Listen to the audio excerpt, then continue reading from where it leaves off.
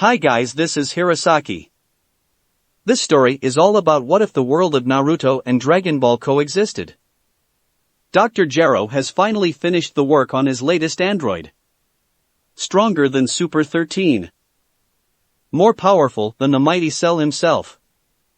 Unfortunately for the good doctor, said android happens to be the former vessel of the nine-tailed fox. And he's not exactly keen on perfection at that. Not when he's forgotten everything but his first and last name.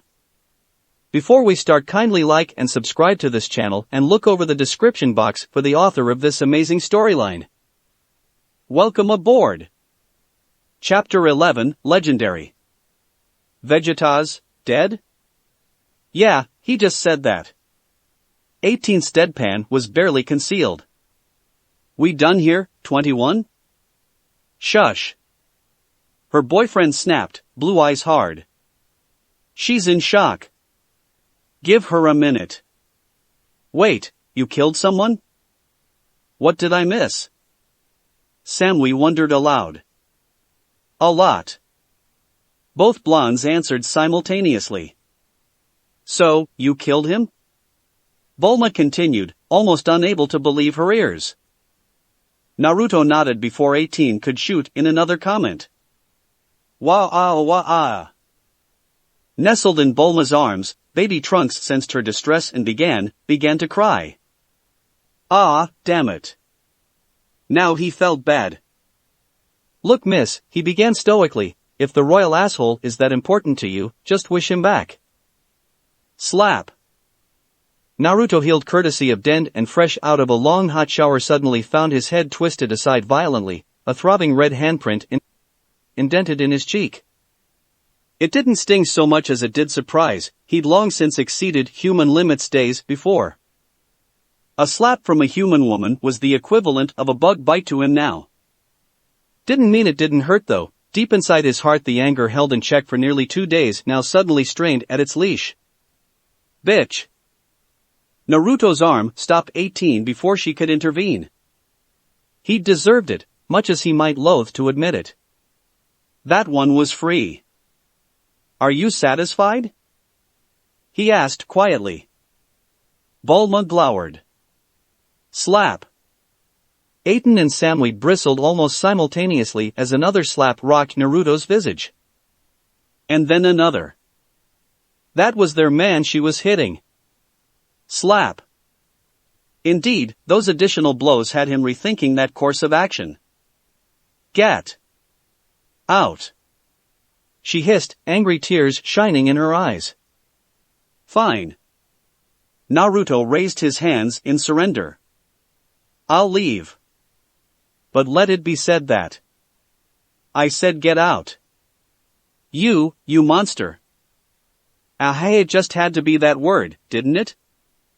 The one word he couldn't stand. Monster. He'd been relatively tolerant with Vegeta's spouse until this very moment. Now he found himself growing increasingly flustered in the presence of the man's wife.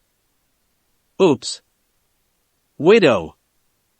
Even after somewhat taming his Super Saiyan powers, now able to remain in his ascended Saiyan state without any effects of madness, it was suddenly all he could do to not reach out and snap the earthling's neck like a twig. He'd known she would be upset, but to be slapped? Why take her anger out on him, when he'd been justified in his retribution? 18 and Samui were here, safe and sound beside him. Vegeta, however, was not. He would never hurt them. Either of them.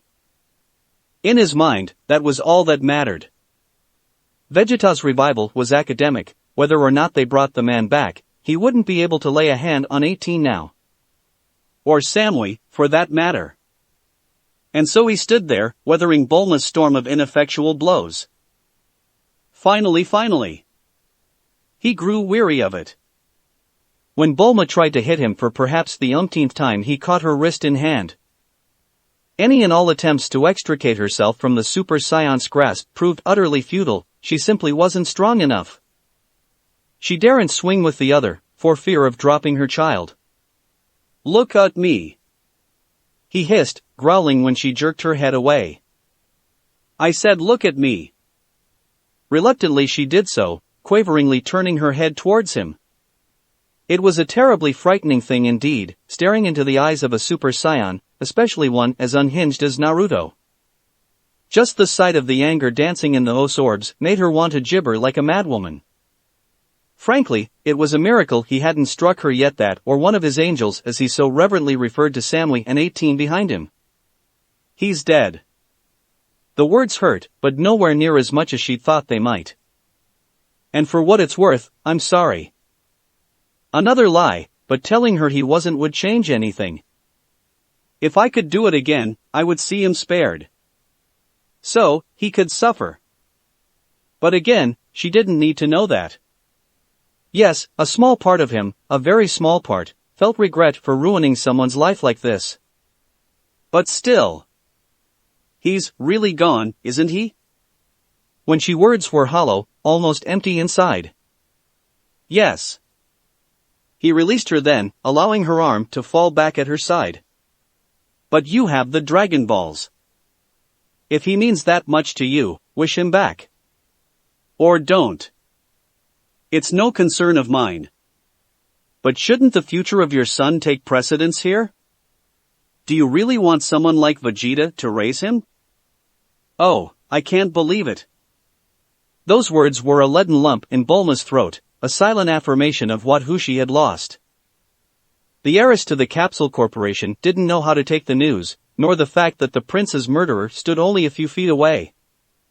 Goku had brought him here to Capsule Corp, where he'd handily confessed to the crime himself. Worse, he seemed to take shame in it. How was she supposed to react to that?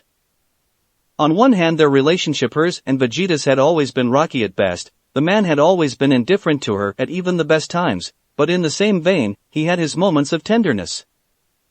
And she was all alone now. For what it's worth, Naruto finished, his words peaking with rare emotion, I am sorry. But he threatens someone precious to me. His gaze slid to 18, triggering a fire engine flush from his fellow blonde. I had no choice. I'd like to think he'd have done the same for you. Probably not, but who was he to say otherwise? Thank you. She said at last. I'm sorry if She was too ashamed to say it aloud now. She'd gone struck someone who'd sought solely to avenge the then supposed death of a loved one. She would have done the same for Vegeta, and would have liked to think he'd do the same for her. It's nothing. The Super Saiyan was already moving back towards Goku and the others, his girls moving silently in tow. Bulma was left to ponder this in further detail. Did she want Vegeta to be revived? Didn't she? The thought suddenly loomed before her, blotting out all else. And even if she did she want him to raise their son? Her son? She'd seen what Trunks had become without his father. Did she really want to subject him to that fate in this timeline? Those thoughts kept repeating, over and over and over again. The Demi-Scion had no idea what he'd just wrought. Indeed, he was far too focused on the idea of this up-and-coming tournament Cell had promised. The Cell Games. He'd made good on his promise to give them a time and a date. Within a matter of weeks, the fates of this world, perhaps even the entire universe, would be decided. It was almost enough to get his blood pumping again. I like it when you shout. Silent until now, 18 suddenly purred, drawing up beside him, draping her arm around his. It's sexy. Naruto was suddenly reminded of his girls, the very reasons for which he was fighting. Oh, saving the earth sounded all well and good, as did protecting innocence from evil. But the truth of the matter was thus. Naruto didn't give a rat's ass about justice or the earth. He just wanted to protect his angels. Keep them safe. They were the light in his life, the only things holding him together, tethering him to sanity, whereas their very absence promised the complete lack thereof. Is it now? A small smile pulled at his whiskered visage. He stroked at her cheek, eliciting a shiver from the pale blonde. It is. Agreed, and now flushing Samui, taking residence of his remaining limb. 18 glowered at the older blonde but offered no further protest. Neither seemed to care that a grieving Bulma stood only yards away. Nor did the fact that Son Goku and his friends awaited their return have any impedance on their desire. He kissed each softly, his lips touching theirs with a gentleness that promised more. But not now. Later. How'd it go? Goku asked as they edged away into the lawn. About as well as you could expect. The blonde shrugged.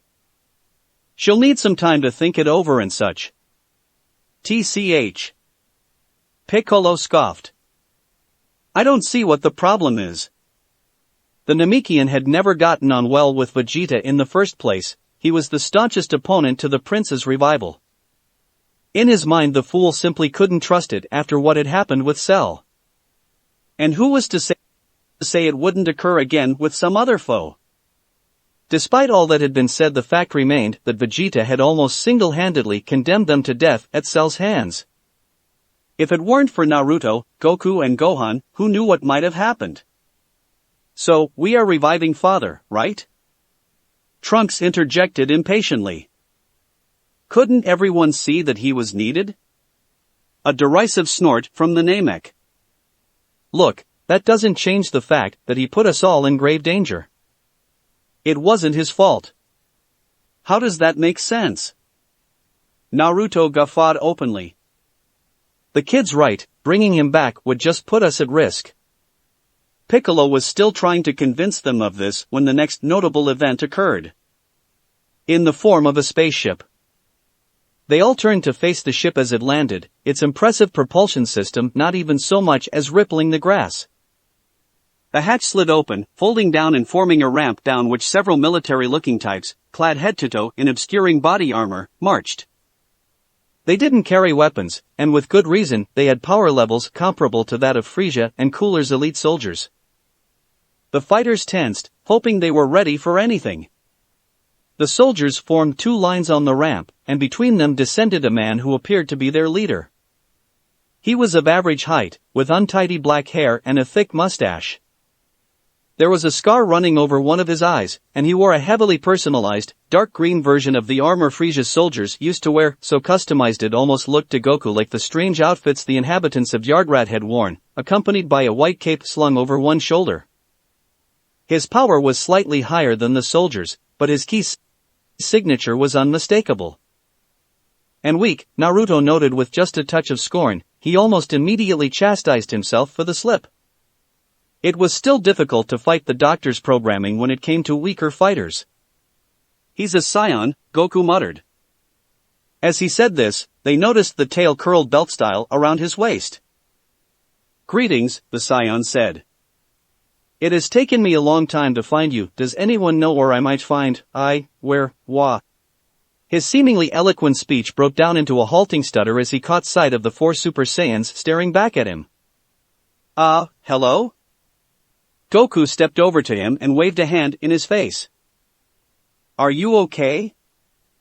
This simple movement raised the ire of the ever-alert soldiers, who instantly moved to surround the peaceful scion, each raising a hand and forming a threatening ball of energy around it, all of them pointing at the fighter's head.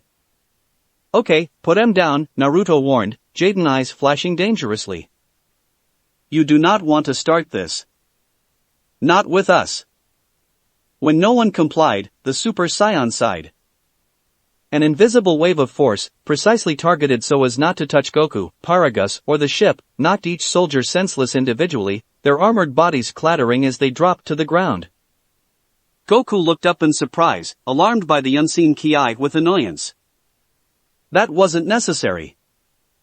They were no threat. Naruto shrugged. What? They were getting on my nerves. The mysterious scion wiped his brow nervously. No, his anger is understandable. I apologize for my soldiers' behavior. My name is Paragus. Greetings, my fellow scions. I didn't think any more of us survived planet Vegeta's explosion, Goku said. Who? What? Indeed, I myself thought I was the only survivor, Paragus told them, until I heard word that the entire Cold family had fallen at the hands of a mighty golden warrior, a Super Saiyan. This was truly amazing news, so I followed up any and all leads I could find. My search was a long one, and almost completely fruitless. Finally, I followed King Cold's path to his demise to this planet, Earth.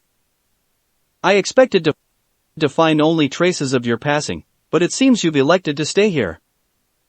It's one of the finest worlds in this galaxy, Trunks answered levelly. We wouldn't trade it for Frisia's entire empire. I see. Paragus ignored this. I apologize again for my earlier amazement, but your appearance. The Super Saiyans were all, of course, transformed. I was under the impression that there was only one Super Saiyan. Which of you destroyed the Cold family? Air. Goku scratched his head. Well, it's kind of complicated. I killed Frieza, then I killed Cooler, then Frieza came back with King Cold, and Trunks killed both of them, and then Cooler came back, and Vegeta and I did him in, and then Naruto came along, and he killed Vegeta, but Gohan, guess I sort of reformed him. All throughout this explanation, he was pointing at himself, Trunks, Gohan and now, Naruto. He was going to start explaining the whole alternate timeline and the android situation, when Paragus interrupted with a shout. Vegeta is dead? Naruto nodded. Yes, and it's something I somewhat regret. His eyes narrowed. Why? Paragus' face registered a brief moment of shock, but he immediately covered it up. You killed the prince? He hesitated, but his warrior's instinct compelled him to ask. How? When? Why? A few days ago, on an island due south of here. The hybrid continued. As to the why, well, that's none of your damned business. Abruptly his eyes narrowed, his expression rife with suspicions. Now that I think of it, why are you here, anyway? And what's with the questions? Paragus sighed. Perhaps it's best if I explain. A few minutes later, things had calmed down a bit. The soldiers were piled up inside the ship, and Paragus was sitting opposite them, massaging his head and tentatively eyeing Naruto's ascended Saiyan form. Even he could see that the blue-eyed blonde was clearly the strongest of the bunch, but that didn't deter his plans. Not in the slightest. If he couldn't kill Vegeta, then he'd just settle for the next best thing. These rogues who'd claimed Earth as their own. The planet would be his. His tale easily snared the attentions of the other Saiyans and the Namek, but it appeared the blue-eyed one would need some convincing. So, what's so terrible about this Saiyan of yours? The whiskered one demanded to know. In case you haven't noticed, we're all Super Saiyans. Yes, I can see that, but you don't understand. Paragus continued, sweating under the scrutiny. His power exceeds anything I've ever seen. But surely 4 Super Saiyans could rein him in. If you're trying to appeal to my pride, it won't work. The deadpan was barely concealed. I'm not interested in seeking out battles for greater glories. The only thing I am interested in is, his gaze slipped to the 2 females behind him, whose purposes Paragus himself had yet to discern, keeping my precious people safe. Hey, we're not made of glass. 18 chimed in. We can look after ourselves. That's right. Samui added primly. In case you've forgotten, I managed just fine before you came along. Naruto's smoldering glances threatened to turn their bones to jelly. In a good way. But it's much appreciated. They finished in unison. Paragus' sweat dropped at the romantics. Why yes, well, as I was saying. Naruto frowned as he finished the long-winded explanation. Legendary Super Saiyan? Destroyer of galaxies? Killer of women and children? Something was fishy here, he just didn't know what.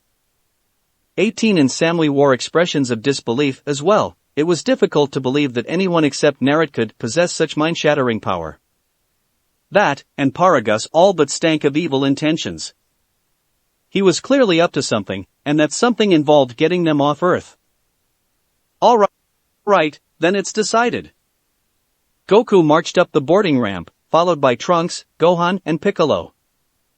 Hey, I wonder if there's a fridge around here somewhere. Oh, aye. Naruto's roar of disbelief was almost entirely overshadowed by the Scion's growling stomach. Nothing's been decided. He stalked after his fellow Scion, Aura twitching in aggravation. Just where the hell do you think you're going? The grin he received as eager as it was disarming. To fight this guy, of course. Doesn't it sound exciting? And you too, Gohan? Well, you taught me the shadow clone technique, so I'm kinda curious to test it out firsthand. Piccolo. A little help here. There would be no aid there, the Super Namekian simply shrugged. He was rather curious himself. It's what my father would do, I'm sure. Trunks replied when the blonde's gaze sought him out. Fine. Naruto relented. I'm coming, too. Scions and their appetites, he muttered. Whether it's bread or battle, you people are honestly impossible sometimes. Hey, you're 3/4 Scion. You said so yourself. Don't remind me, Goku. Hey! Came a pair of familiar voices. Samly and 18 were approaching the ship, venting anger at having been forgotten. Hold it right there. You can't just go running off without us. Before Naruto or anyone could think to dissuade them, the blondes flickered, a single high-speed rush launching them aboard the ramp and into the ship. Naruto could only stare at them agape. The hatch slammed shut behind and the ship took off with explosive force, too fast for him to even consider turning around. You didn't think we'd let you leave without us, did you? Samly's gaze was scathing. No. Of course not. Well, he shrugged, welcome aboard. He could only hope they hadn't made a terrible mistake. As fate would have it, Naruto's suspicions proved sound. It was all a trap, a plan orchestrated by Paragus to rid Earth of its scions so he could waltz in and take it for himself. Greedy bastard. And his key by which to do so. His very much psychotic son, Broly. Standing there before them now freed from his limiter for perhaps the first time since he'd been a boy. Broly now stood higher than any of them, his muscles huge, rippling and contorting up and down his body. He was wider from shoulder to shoulder than some of them were tall. His hair was standing up even further on end now, and had a sickly green hue. A violent green-gold aura burned around him. His ki was enormous, easily dwarfing any of theirs. And it was still growing, surging higher and higher, stronger than a Super Saiyan, stronger than an Ascended Saiyan, surpassing even Super Saiyan 2, then higher still. Only Naruto himself stood higher than him now, and even that distance had begun to narrow rapidly. Oh, blow me! Said Blonde groaned as he watched the transformation take place. This guy can't possibly be a Super Saiyan 3. That's bullshit. A complete-ass pull. That's not good, is it? Samly gulped, readying herself as the ground split beneath their feet, entire canyons etching themselves into the planet of New Vegeta. And that was just his energies. If he got a hold of anyone now, they were almost guaranteed to die. No, Naruto hissed, it isn't. And his power keeps growing. Incoming. 18's shout was the only thing that saved him. Naruto snapped out of existence an instant before Broly's blow would have obliterated the left side of his face. As it were, the sheer shockwave of the blow sent him nigh but reeling backwards, silently swearing at the rend that had just opened up in his cheek. Goku and the others just gawped. Alright, fine. You wanna play rough? I'm going to. That was his last thought before Broly's fist finally found his face and the entire plateau exploded. In hindsight, perhaps attacking a legendary Super Saiyan 3 wasn't the best idea. Even with Samly and 18's aid, the Z-Fighters had been summarily overwhelmed, their bodies now adjourning the broken lands that had once been New Vegeta. Alive, just barely. Naruto had been taken out in the first wave, flung halfway across the planet in a single blow. He couldn't even feel the man's ki anymore, whether that meant he had been slain or something else, Goku didn't know. But what he did know was thus. He was getting his ass handed to him. Earth burst before his back as his body was pounded into yet another chasm, his already fractured ribs threatening to snap entirely as those massive fists descended over and over and over again. On an almost primal level, the defender knew he was in very real danger. The possibility of his dying continued to increase with each second that he faced this monster. Goku groaned as he pulled himself out of another crevice. So, this was what a Super Saiyan 3 could do. Don't suppose you'd give me a handicap, huh? The legendary Super Saiyan growled, low and deep in his throat, the sound contrasting the almost gentle hum of the ki blast he held in hand. And now, you die. A monstrous blast of ki exploded upon Broly's back, the golden flames roiling over him and onto the ground below, setting the streets ablaze. The legendary Super Saiyan landed amidst the fires, his eyes reflecting the orange from the flames that surrounded him on all sides. He touched a hand to his back, cringing as pain greeted his fingers. Pain. How long had it been since he'd last felt such a thing? He calmly reached a hand up to the wound, flexing his massive shoulders to ensure he still had full range of his mobility. His amusement melting away as another blast greeted his effort. This one wasn't a warning shot.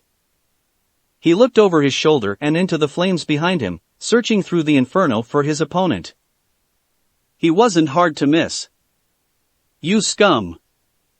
Naruto stood there, teeming with untold power. His browless face narrow and intent, Jaden eyes burning hot with anger, golden locks streaming quietly behind him in the broken breeze. A massive bruise wreathing his left cheek was the sole concession to his earlier defeat, a loss that seemed to have inflamed his pride to an almost feverish degree. Though his outfit had been torn to tatters, he stood strong and proud. Broly, he snarled. Step away from Goku and face me. Heh, the berserker snorted. Wham! Clenched knuckles barreled. Goku, he said with a half-smile.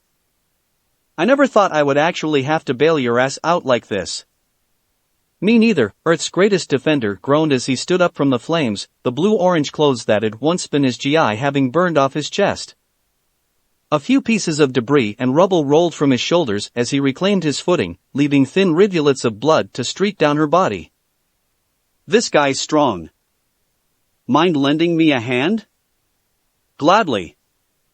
Naruto rolled his shoulders, his Saiyan cells savoring the prospect of such an opponent. He'll make a nice warm-up before we fight Cell. Raising his aura to inhumane heights, the blonde stepped forward to face this inhumane threat. Spending those 2 days in the hyperbolic time chamber had certainly paid off. If he hadn't, he wouldn't be able to dream of facing this freak. Speaking of training. Where's Gohan and the others? Wait, you're actually worried about them? Goku groaned as he looked over the broken surroundings of New Vegeta. Oh crap. If something happens to him, Chi-Chi's gonna kill me. Naruto sweater-dopped, immediately thinking of Samui and 18. Female fury is a frightening thing, isn't it? Definitely. Despite the impending doom hurtling their way, Naruto allowed his eyes to drift shut. His body blurred for but an instant, light. Goku looked over at Naruto. You flickered for a second there. Did you send a clone to check on everyone? His companion grinned. You're pretty sharp. Ahem. A deafening growl cut the Super Saiyans off. I don't know what you maggots are planning, but one more weakling won't make any difference. Impossibly Broly's ki soared even higher, his long green hair nigh but bursting upward in the summoned breeze. I'll crush you. Oh. Naruto arched an eyebrow. Is that so? Then fight me. If you dare. His aura surged still further, shattering the earth beneath him. You'll find you won't be able to just brush me aside this time. Broly turned to regard this new challenger. HRMPH. He snorted. No matter how much power you gather, it still won't be enough. There's only one way to find out, isn't there? Fine, scum. Broly rumbled, but first. Without warning, he flung a massive eraser cannon at Goku's position. Hey! Naruto yelped as he leapt backwards. Forget about him. Can't you at least give those guys a handicap? Broly grinned. Is that another word for coffin? Naruto's grin was even more murderous. No, but this is. He opened his palms and spread them wide, revealing the tiny black slash and slash white light cradled within.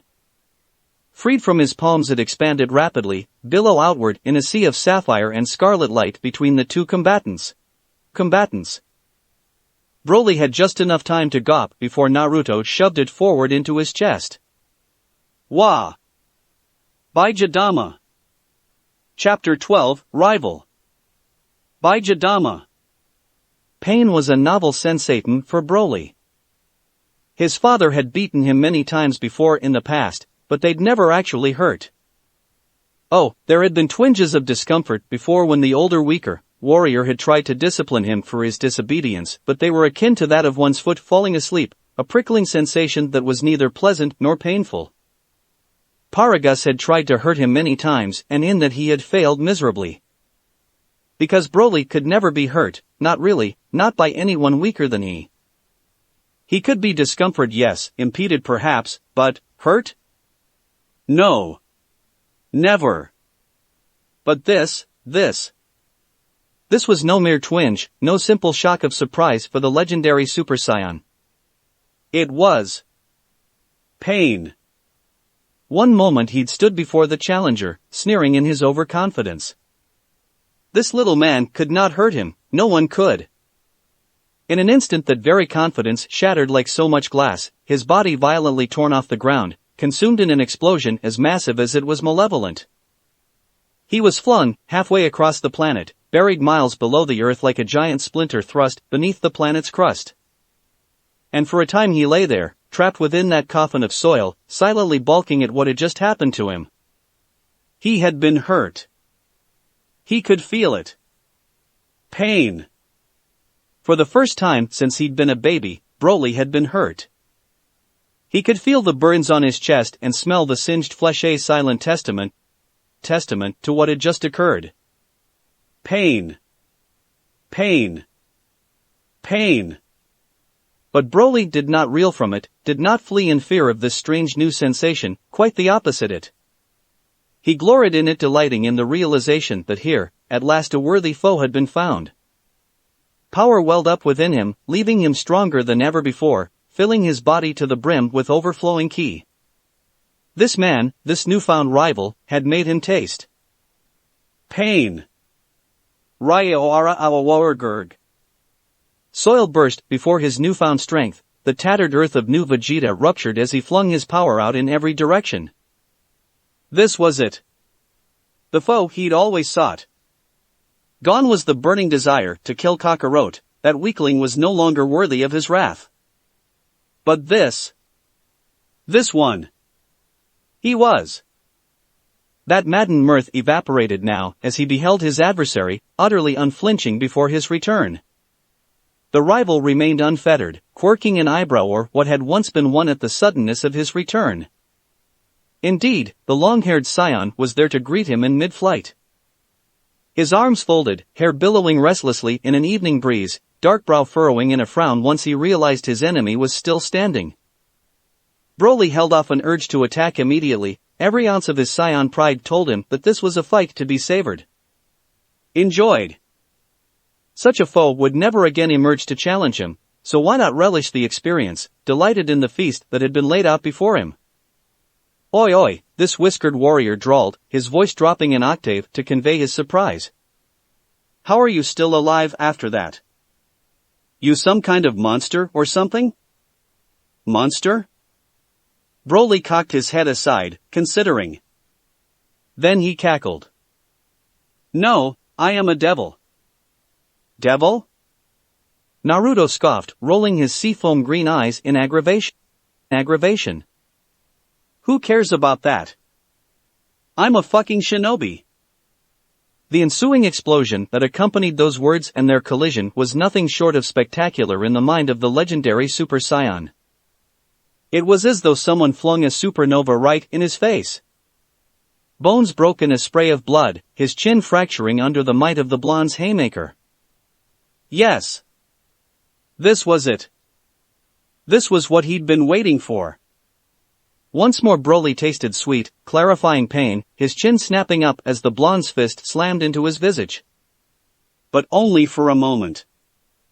His heel caramed off the whiskered Saiyan's scarred visage seconds later, setting off a airborne battle of epic proportions that none of the Z-fighters could possibly hope to match in their lifetime. 2. An unseen shockwave shook the planet as their mortal combat began in earnest, each warrior wielding the full of their power from without probing the limits of the other. Too slow, fool! Broly yelled, grabbing his foe by the shoulders and kneeing him in the gut. As Naruto tried to counter, the villain grabbed his arms and began spinning him around. To the blonde, it was suddenly clear that he might be hurled into the planet's core itself were he not careful. Take this! The Saiyan screamed, unleashing his prey in a mighty whirl. Naruto shot down like a godland rocket descending from the heavens, but just before his form pierced the soil below he disappeared. In a flash, he was directly behind Broly, hoping for a sneak attack, thanks in parts to his superior speed. Only, Broly disappeared just as he struck. The afterimage left behind fooled him only briefly and he spun on the defensive just in time to stop the Saiyan's strike with the back of a hand. His arm held fast, forearm unflinching as it restrained the brutal berserker's blow. Is that it? Naruto asked, his Jaden eyes narrowed in thinly veiled amusement. I would have thought the legendary Super Saiyan would have been capable of more than this. Shut up! Broly's only response was to spin away and swarm him again. Once again, Naruto was ready. Clenched knuckle met clenched knuckle, the two Super Saiyans slamming their fists against one another again and again, each seeking an advantage where there was none to be had. Scowling at this sudden stalemate, they unleashed all that they had. Knee knocked against knee, forehead jarred against forehead, every physical move in their arsenal was flung into this battle. Naruto's arm whipped around in an electric blue blur, only those sinister sparks of his aura evident as his fist folded the Saiyan's stomach. The massive man immediately bent double, choking as the wind was knocked right out of his lungs. Legendary or no, Broly was beginning to decide that he didn't like pain. At all. He came right back not a moment later, however, a giant hand locking around his adversary's throat. Now it was Naruto's turn to gag, those angry eyes growing wide with surprise as he was hoisted high, palms scrabbling furiously at the fists that held him fast. You're strong. Broly gasped out in a laugh, delighted to finally find someone who could keep up with him for so long. But I'm stronger. It was almost a shame he had to die. Never again would he experience such a thrill, never again would his heart pound like the drums of a great hunt out for blood. Honestly, the thought was sobering. I'm not dying here. Naruto snapped back, bring both palms together just before the man's face. He was suddenly grateful that he'd witnessed this technique firsthand, it was about to save his life. Final. A bulbous orb of golden lightning crackled within those clenched fingers, the outpouring of his ki growing ever larger with each passing second. Time seemed to slow between the two of them. Broly was suddenly torn between his own desire to see the technique unleashed and the sudden realization that he wouldn't be able to squeeze the life out of his adversary before he fired. Of course, he could have simply tossed the blonde aside and garnered some much-needed distance between the two of them, but he wasn't thinking properly. That hesitation was about to cause him a lot of pain. was Vegeta's penultimate and newly copied? Technique made Naruto's Baijidama look small by comparison. Saffron exploded outward in a giant swath of destructions, slamming into the Viridian shield erected at the last second. a shield that served only to delay the inevitable, holding just long enough for the latter to cross his arms, forsaking his opportunity to kill the hybrid over his own safety. Ripped away from his prey, Broly felt his limbs burn. Even the massive forearms weren't able to safeguard him from the full power of the blast. Still, the cone of destruction raged around him. So intense was the pain that he barely even noticed it when his back slammed into the earth. Still, the final flash pushed him down into the dirt until he could no longer see the light of the night in sight. But he could clearly see the golden star that was Naruto, aura roaring ever higher as he prepared for the final assault. Blues intermingled with yellows, creating an eerie radiance in the twilight. And for good measure. Naruto cupped his hands once more and took a stance high overhead, drawing cerulean light into the center of his palms. Ka! Broly groaned and started upright, forcing himself into the air. He needed to get out of this pit before it was too late, before that attack hit him. Me? Not like this. His mind raged against the inevitability of his fate as the blue light swelled before his vision. I'm the strongest. Ha! The strongest. Me? The absolute strongest. He'd just cleared the lip of the crater when the blonde thrust his palms forward. Broly flung up a hand of his own, desperate to stave off the attack with one of his own, but Naruto was all but gone, vanishing as the emerald light passed him harmlessly by. Gone? But where had he? Zip! Broly's only warning was the slight sound that accompanied instant transmission. An unholy brilliance flashed before his vision. Then Naruto unleashed hell upon him. Ha! If the final flash had been a beacon of light, then the Kamehameha wave was a pillar. Broly was completely helpless as the cerulean shaft smashed into him, its sapphire light roaring over his already weakened body in an explosive sea of force, immersing him in utter agony. His body was soon lost in the afterglow, seemingly vanishing within the mountain range into which he'd been flung. Naruto all but dropped from the skies after him, muscles twitching spasmodically upon the experiment of his power. It's over. Naruto gasped, his strength faltering as he slipped out of transformed state. Good. I'm beat. As if to mock him, the earth began to rumble beneath his feet. Seconds later, the rubble exploded in a sea of green light. No way. There, staggering out of the crater, Broly reemerged. His body was badly burned, the skin blackened in places and one eye was all but swollen shut, yet still very much alive, and absolutely furious. It looked as though he were standing only through sheer effort of will, but that will be a good deal stronger than Naruto's at present. What was that, rival? Enraged, the challenger flashed back into his ultimate form, the long hair of Super Saiyan 3 whipping angrily behind him. Oh, come on! Naruto snarled in exasperation, his mouth curving in a downwards frown. Just how the hell are you still standing after that? Those energy attacks had taken more from him than he'd ever know. His energy was dangerously low and he lacked the strength to create another barrage of such magnitude. He wasn't even certain whether or not he could maintain Super Saiyan 3 for much longer. If this battle continued over long, best to do something about this, soon. Time to retreat. Catch me if you can, meathead. He hissed and whispered away. Come back here, scum. Another collision, another millisecond of straining against one another. But this time, the blonde parted his lips and spayawat, expelling a wave of golden ki from his mouth. Broly felt it singe more than a few hairs as he desperately did a backflip aside, the heat of the energy raising an angry red welt upon his cheek.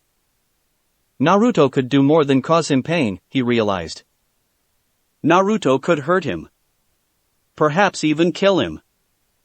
If it weren't for his own power, he would have surely died by now. Thrice. With that in mind, he gave chase. Two. A sonic boom ripped through the air, signaling the unseen passage of the mighty warriors. With the descending comet no longer a factor, having been destroyed by Naruto at the very onset of their fight, they were free to wage war as they pleased. To the death. And so they fought. Fought. Power. What the matter? The larger scion challenged, immediately recognizing the lack of energy on his opponent's part. I thought you were stronger than this. Naruto angrily smashed the back of a power-swollen fist into the man's face. Broly didn't even flinch. Do I have to destroy this planet to motivate you? What? That was all the distraction Broly needed. A powerful haymaker smashed through the blonde's guard and sent him screaming into the dirt below. Broly wasted no time in giving chase, not wanting to risk being exposed to another brutal ki attack like that again. It was with sweet satisfaction that knee met stomach, sending him spitting blood. This was it. He barely had enough energy left to maintain his transformed state, let alone an offensive needed to match the monster's destructive prowess. NRRGH. More. Broly demanded, his arms descending mercilessly upon the prone half-breed with gusto, pummeling him with brutal blows. Give me more. Naruto could only grunt as he was forced deeper into the crevice, his body literally trapped between a rock and a hard place. Fight harder. You're better than those girls. You're not weak. A large fist suddenly found itself stopped, halted against the immovable wall that was Naruto's palm. Despite all odds, the smaller scion had stopped his attack once again. Girls. The blonde frowned at the mention of that word, his features nodding in rage almost immediately thereafter as their meaning became painfully clear. Do you mean Samui and 18? His great golden aura began to sputter and flicker back to life, anger bolstering his flagging reserves of power. Finally. A familiar, yet nameless voice chorused in his head. I was wondering when you'd come around. Who are, you know what? I don't care. Just give me the power. What do I care for the names of weaklings? The legendary Super Saiyan didn't know it, but in that instant, he'd sealed his fate. You're the only one I'm interested in. Is that so? It is. Crimson began to creep into Naruto's aura, welling up from the nothingness around them. He chuckled then, it was a deep, throaty sound. Then I'd hate to disappoint ya. Naruto growled then, the sound of an animal demon being set free for the first time since its rebirth. It looked him in the eye. And laughed. I'm gonna fuck ya up, you. Broly blanched at the sudden upswing in ki, raising a massive forearm to guard against the gale that followed those words. The granite exploded before his shout, freeing him from his prison amidst a foul wind, a single shout so overpowering that the very universe seemed to tremble in fear. Sanuvovich! Oh dear!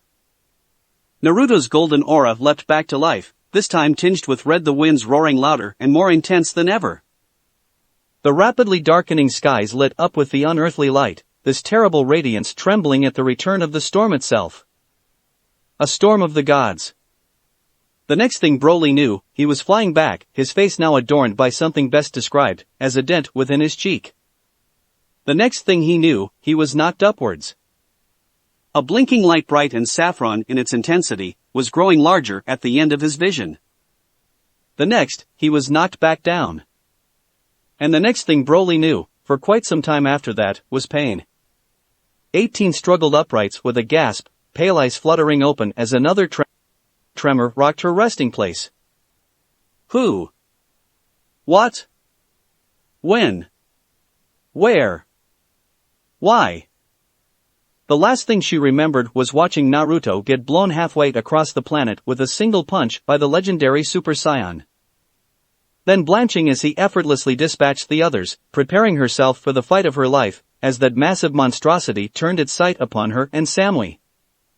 Between that and waking up here, she thankfully recalled very little of her beating. Legendary indeed. They'd never stood a chance. You awake? TCH. She groaned. I am now. The younger blonde muttered something incomprehensible as Samui stirred beside her, evidently, they'd landed in the same ditch. How quaint. But the level of ki raging around them was anything but, She could sense it, feel Naruto fighting up there, giving it his all. Somebody must have pissed him off. Samui muttered. Not cool. You think? Both girls exchanged a wordless glance at that inclination. There could be no doubt that Broly must have done something, said something to upset him so, else he wouldn't be fighting like this. His every move was ruthless personified in and of itself. He allowed for no openings, showed no quarter, gave no mercy. It was a satisfying thing to watch someone like Broly be taken apart. Especially considering what he'd done to them. But now Naruto was holding his own against the beast, better yet, he was winning. Wasn't he? And yet the ex-shinobi's aura had an almost ragged edge about it, as though it might give out at any moment. 18 silently prayed that it wouldn't. For more reasons than one. Unbidden, a lone hand strayed to her stomach. Naruto. Broly reeled from yet another impossibly strong blow. He'd lost count. His opponent was an unstoppable force of nature, it seemed, and defeat was growing near. To think, he'd been holding back this entire time. But no longer, he realized, as another blow dropped him into the earth, only for a second to launch him into the skies moments later. A third sent his body caroming off the terrain yet again, mercifully putting his body out of range from the deadly and almost unseen strikes. And yet, despite the pain, he was enjoying himself. Yes. He roared, delighted by the challenge, his energy soaring even higher than before as he clambered to his feet. More. Give me more. Naruto grunted in surprise, eyes widening as the man's energy rose to nearly equal again. Ah, but the Kaioken was truly a blessing in that regard. It didn't matter how high Broly raised his own power, not when he could easily do the same, sans the debilitating SID effects. And so, before his boost could give out, he took it even higher. X50. With every surge of Broly's ki, Naruto was there to match him, slowly raising his own power to combat the Berserker's own. His superiority soon made itself known. Naruto's strikes were precise and measured, taking an advantage when he saw it, using the larger man's own girth against him. Broly, on the other hand, began to find himself hard-pressed to defend against the hybrid's onslaught. He had always slain foes with but a single blow, always plowing right through them with brute strength and raw offense. There had never been any need for finesse, strategy, or tact. Until now. Solar flare. Broly roared in pain as white-hot light seared into his retinas, blinding him for a handful of seconds. It was enough. Meiha. Naruto roared aloud, detonating a charged Super Kamehameha in his opponent's face, just as his vision recovered. Once more Broly's back greeted the earth. This time, his power didn't rise not on its own. He had to pull and press, draw it forth, kicking and screaming from the very depths of his being. And it began to show, a bead of sweat trickling down his forehead in silent testament to the strain. The legendary Super Saiyan wasn't used to something like this, unaccustomed to long, drawn-out battles of such magnitude. Naruto was, both from his days as a shinobi, and the own training that had been beaten into his brain, programmed by Dr. Gero. Coupled with the overwhelming might of Super Saiyan 3, he utilized this strategy with devastating force. He knew better than to allow his opponent time to regain their bearings when doing so would only allow his enemy to recover. That just wouldn't do. A burst of instant transmission deposited him neatly in Broly's lap, where he lashed out with devastating force, sheathing an elbow in the massive man's gut. But he wasn't done. His fists struck like piledrivers, pumping blow after brutal blow into the Saiyan's stomach. When that wasn't enough to drop him, he drew upon his most devastating techniques. Rasengan. Pain. Odama Rasengan. Pain. Sho Odama Rasengan. Pain. Broly had never before experienced the explosion of pure power that was the spiraling sphere, each drilled right through his protections and sent him sprawling. There was no witty banter, no proud retort. The blonde didn't waste time on words. He simply attacked. When Broly tried to get back up again, he reciprocated in kind, leading to yet another ninja technique, enhanced a dozen-fold by ki and the boosts of his newfound body. The old fool didn't even know what hit him. He could gasp as the attack bore down at his back at point-blank range, all the while wondering what that shrieking sound was. Raisin Shuriken. Cold fury burned the world white. Broly gasped as the last of his power bled out from him, the legendary Super Saiyan form all but evaporating beneath the strain of his last attack.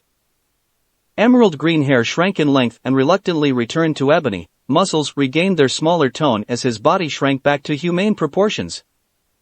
This was it, then. He had nothing left to give. He was beaten, whilst his opponent still stood tall. And yet, despite that, something in him tried to make him rise again. A hard elbow to the head swiftly disabused him of that notion. Stay down. A hand took hold of his hair, violently jerking his face upwards to greet that of his oppressors. The warrior fought down an urge to gasp and felt a retort die in his throat as he stared into those eyes. Those terrible eyes, eyes that had gloried in gore and delighted in death. Naruto had changed somehow in the last 5 minutes, his Jaden eyes were now scarlet and slitted, that bleak visage almost demonic in comparison. And, he wasn't even a Super Saiyan anymore. It was no mere monster standing over him, he realized, it was a true devil. An unholy being who promised complete and utter destruction to any who dared stand in his way. Broly had once claimed to be such. Now he knew the folly of those words, the awful temerity he had committed simply by insinuating that he was in fact stronger than the rest. This one was stronger. Much stronger. Any moves of aggression on his part would only end in obliteration, swift and final. You threaten my girls again, the devil hissed, his now crimson eyes cruel with contempt. And I will end you. Do you understand? Broly nodded, because he could scarcely believe what had happened. What was still happening? He'd been beaten. Humbled. Here was a warrior mightier than him, more savage than him. In that instant Broly, who had been so lifeless and apathetic outside of battle, found a purpose. This man. He would defeat him. This rival. Assuming he lived to see that day. There was a very real possibility that the man whom he deemed to be his ultimate foe might end him here and now, solely out of spite. If that was to be his fate, then so be it. He'd lost to someone strong. That had been all he'd ever asked. Good. Just like that, the hellish aura vanished from the creature, leaving only an exhausted Naruto standing before him. Now, are you satisfied? What? Your whole vendetta with Goku. Were you able to get it out of your system or not? Yes. He reluctantly admitted, pounding the crap out of the Saiyan had been most cathartic in that regard. He still nursed anger towards his fellow Saiyan, but it was a far cry from the burning resentment that he had been fostering until this very moment. Then get your ass up. But, why? You said it yourself. I'm strong. The rival offered his hand. And I'd be a damn fool to just throw potential strength away. Besides, you seem to have regained control of yourself. And if you do lose yourself again, I've beaten you once already.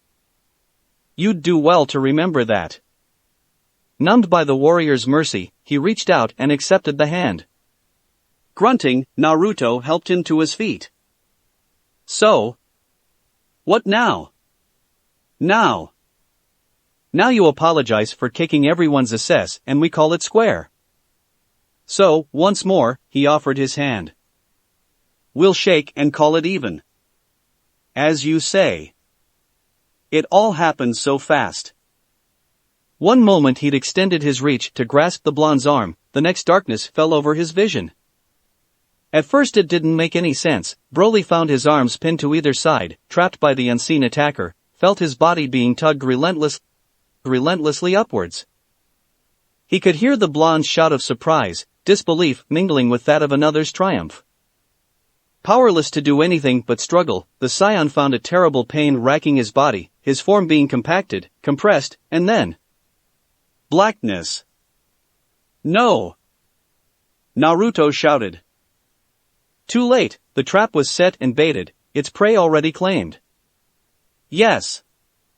Cell cackled in triumph, his body crackling with unbelievable power and might as Broly's biomass receded into his back. Just as I planned. Such power. Glorious power. Muscles bulged ever so slightly, his already Herculean aura taking on an almost jagged hue as the tail returned to the folds beneath his ebony wings. His every pore seemed to glow with ki, pallid skin taking on an almost ghastly hue in spite of the power within, power of the legendary Super Saiyan. This is incredible. It's almost as if I've been reborn. Naruto silently swore for not seeing this coming. Cell had been a distant thought at best, a conflict to be dealt with after Broly. Weakened as he was, he'd allowed his senses to slip. Had he been watching all this time, waiting for one of them to slip up? Exhaust themselves? Entire time. Now do you see what happens when you let your guard down, Naruto? Cell said with a sinister smile. I thought I had sensed you battling against some great power somewhere within the cosmos. It seems I was right to follow you to this planet after all. Many thanks, brother. His crinkled face deepened as the creature twisted his nose in amusement. Now I truly am perfect. He flared his energy and emphasis that active which caused the very terrain beneath their feet to crumble within. That's not your power. You stole it from him. Bah, his predecessor waved the words aside. Power is power. It matters not how one attains it, so long as they do. Speaking of which, those violet eyes narrowed upon him. I see you haven't increased your power at all since last we met. How disappointing. He laughed. I'd have thought you would have absorbed one of your little friends by now. Naruto snarled a wordless curse. How did you get here, anyway? One mustn't underestimate the power of perfection, my friend. The android replied merrily, but I suppose I'll indulge you just this once and explain. I developed my own version of instantaneous movement and, while it's little more than a pale ghost when compared to Son Goku's instant transmission, it's still good enough to get the job done.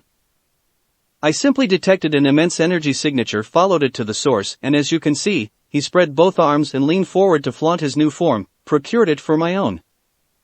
Now if you'll excuse me, I'll be on my way. I still have to prepare for the Cell Games, and so very little time in which to make those very preparations. Not if I stop you first. The challenge was an obvious ploy to buy time, but... Please. Cell scoffed. I've no interest in fighting you as you are now. You've all but exhausted yourself while I'm fresh as a daisy. Go eat one of your senzu beans and maybe then I'll consider your offer. Tell you what, I'll even give you one. Before Naruto could ask what he meant by that, Cell flickered away. Not a moment later he returned, chuckling, clutching a small brown bag in hand. Here you go. He casually flicked it at the blonde. Enjoy. Where did you? Piccolo was more than happy to bequeath them after I took his arm off. Bastard. Naruto almost snatched it in disbelief, half expecting Cell to blow it out of the air. But when it didn't, when the bag landed harmlessly in his hand, it was all he could do to fumble at the string and down one. Immediate strength flooded his body, ushering him upward to the newfound heights of his power. Ah, I see you've got quite the Zenkai from your battle with Broly. Had he an eyebrow, Cell would have arched one. Good, good. But will it make any difference, I wonder? A grimace suddenly stole across his visage, an unseen tremor racking his body. HRMM. Your friend here seems to be resisting my control. Impressive. No matter. Shall we begin? Let's. Naruto charged his fellow android, which leapt into the air with only the smallest instant to spare. He'd clearly underestimated his opponent's new speed. Before Cell could spin around for the defensive, Naruto found a chink in his armor, overwhelming him with a series of well-struck fists to the face. But the ruse had been revealed. Cell was already gone, his body dissolving into atoms, his chuckle fading into an echoed taunt even as he disappeared. The Super Saiyan searched for his adversary, but he was nowhere to be found. Only his words remained, lingering, mocking. As if I would fight you now, fool. I have new powers to test. Goddammit. Sapphire flashed crimson. Clenched knuckles smashed into the shattered soil, sundering it even further than before. Damn it. Damn it. Damn it. How could he have been so foolish? So blind? Because of him, Cell was stronger than ever before. Perhaps even invincible. And if something wasn't done to stop him, his power would just keep rising and rising and rising. So? I'm guessing that wasn't good? No, it wasn't, wa? Naruto's head snapped around at the sound of that voice, momentarily relieved and alarmed to see Samui and 18 descending from the skies behind him. Relief that they were all right. Alarmed to see that they'd taken quite the beating whilst he was out. Their clothes were battered and tattered in all the wrong places, and while he certainly appreciates the view, he didn't enjoy seeing the loves of his life in such a sordid state. A soft sigh escaped his lips as he realized he hadn't been able to protect them. Again. He needed to become stronger. Stronger than the life-draining might of Super Saiyan 3. Stronger. Then even that thought was lost when they embraced him. Female firmness in all its form pressed up against him, denying him even the most base of thoughts. In that instant it was only the three of them. Nothing else. No one else. Nothing but the softness of their bodies nigh but pressed up against him, their breath warm on his face. You look like shit. 18 said softly, stroking his cheek. Despite all that he'd been through, Naruto actually managed to laugh. I feel like shit. Well, that makes two of us. Samui muttered, still not releasing him. Naruto grinned. I've got a few ideas as to how I could make you feel better. Oh, there you guys are. Damn it, she muttered.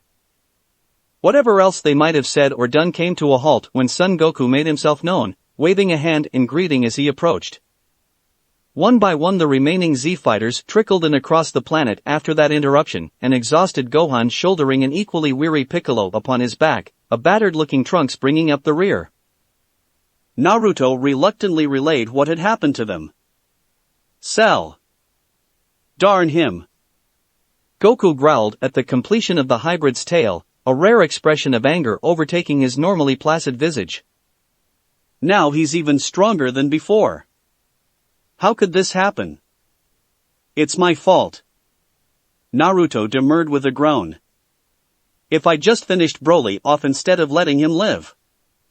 Hey! There's nothing wrong with showing mercy. Gohan protested immediately of his teacher, the gentle Saiyan with the quiet rage ardently defending his teacher's decision to spare the man's life. Looking back, none of them would have thought even for a moment that a soul so kind could become so cold and callous, utterly merciless in the field of battle. But the day was fast approaching when Son Gohan would do just that, release his righteous fury in a spectacular fashion against his enemies. Not even Naruto knew the depths of his power. But they would. Soon. How are we supposed to beat something like that? Trunks asked, glowering at Naruto. You barely managed to defeat Broly on your own. Now that Cell has his power. I'm working on it, alright? Goku and Gohan still have another day in the hyperbolic time chamber. Piccolo pointed out, turning his gaze to the blondes. You haven't even gone in yet, as I recall, Naruto. Hyper what now? Piccolo explained the concept to him. A room where I can get 2 years of training in 2 days? Why didn't you say so? I just did. Or you could always absorb one of your lady friends. Wham! Goku twitched, rubbing at the rising dent in his head. That's off the table. Sorry. You damn well better be. Naruto shouted, baring his now very sharp teeth. I'll kill you if you mention that again, buddy. Alright, I won't say it again. Promise. Goku. Trunks groaned. Off the side, Samly and 18 colored in embarrassment. Then the latter frowned. What was that? Anyway, the earth-loving scion scratched the back of his head. Yeah, I don't think a year's gonna cut it for Gohan and me this time. And even if Trunks went in for another day, I still don't think we could reach the second level. The key is emotion. Naruto returned a little too quickly. At least it was for me. I was so angry at the time that I transformed before even realizing it was possible. The Saya thumbed at his chin. Emotion, huh? 18 frowned. Strength aside, what is that? Goku blinked, frowning, following her gaze. Yikes. When did that get there? What about what? Naruto blinked, now aware of everyone's eyes upon him. What are y'all looking at? Samui pointed. That. It was only then that Naruto noticed the furry appendage extending from his backside. Where the hell had that come from? It certainly hadn't been there when he'd fought Broly. Had it appeared at some point after his latest Zenkai? Instead of being brown, the furry appendage was an almost lustrous gold, even without the effects of his Super Saiyan state. Fun thing, it seemed almost tied to his emotions, twitching in time to his anger and distress at discovering his furry little friend. One thought stood at the forefront of his mind. When the hell did I get a tail? Don't let him look at the moon. Piccolo roared. Ha!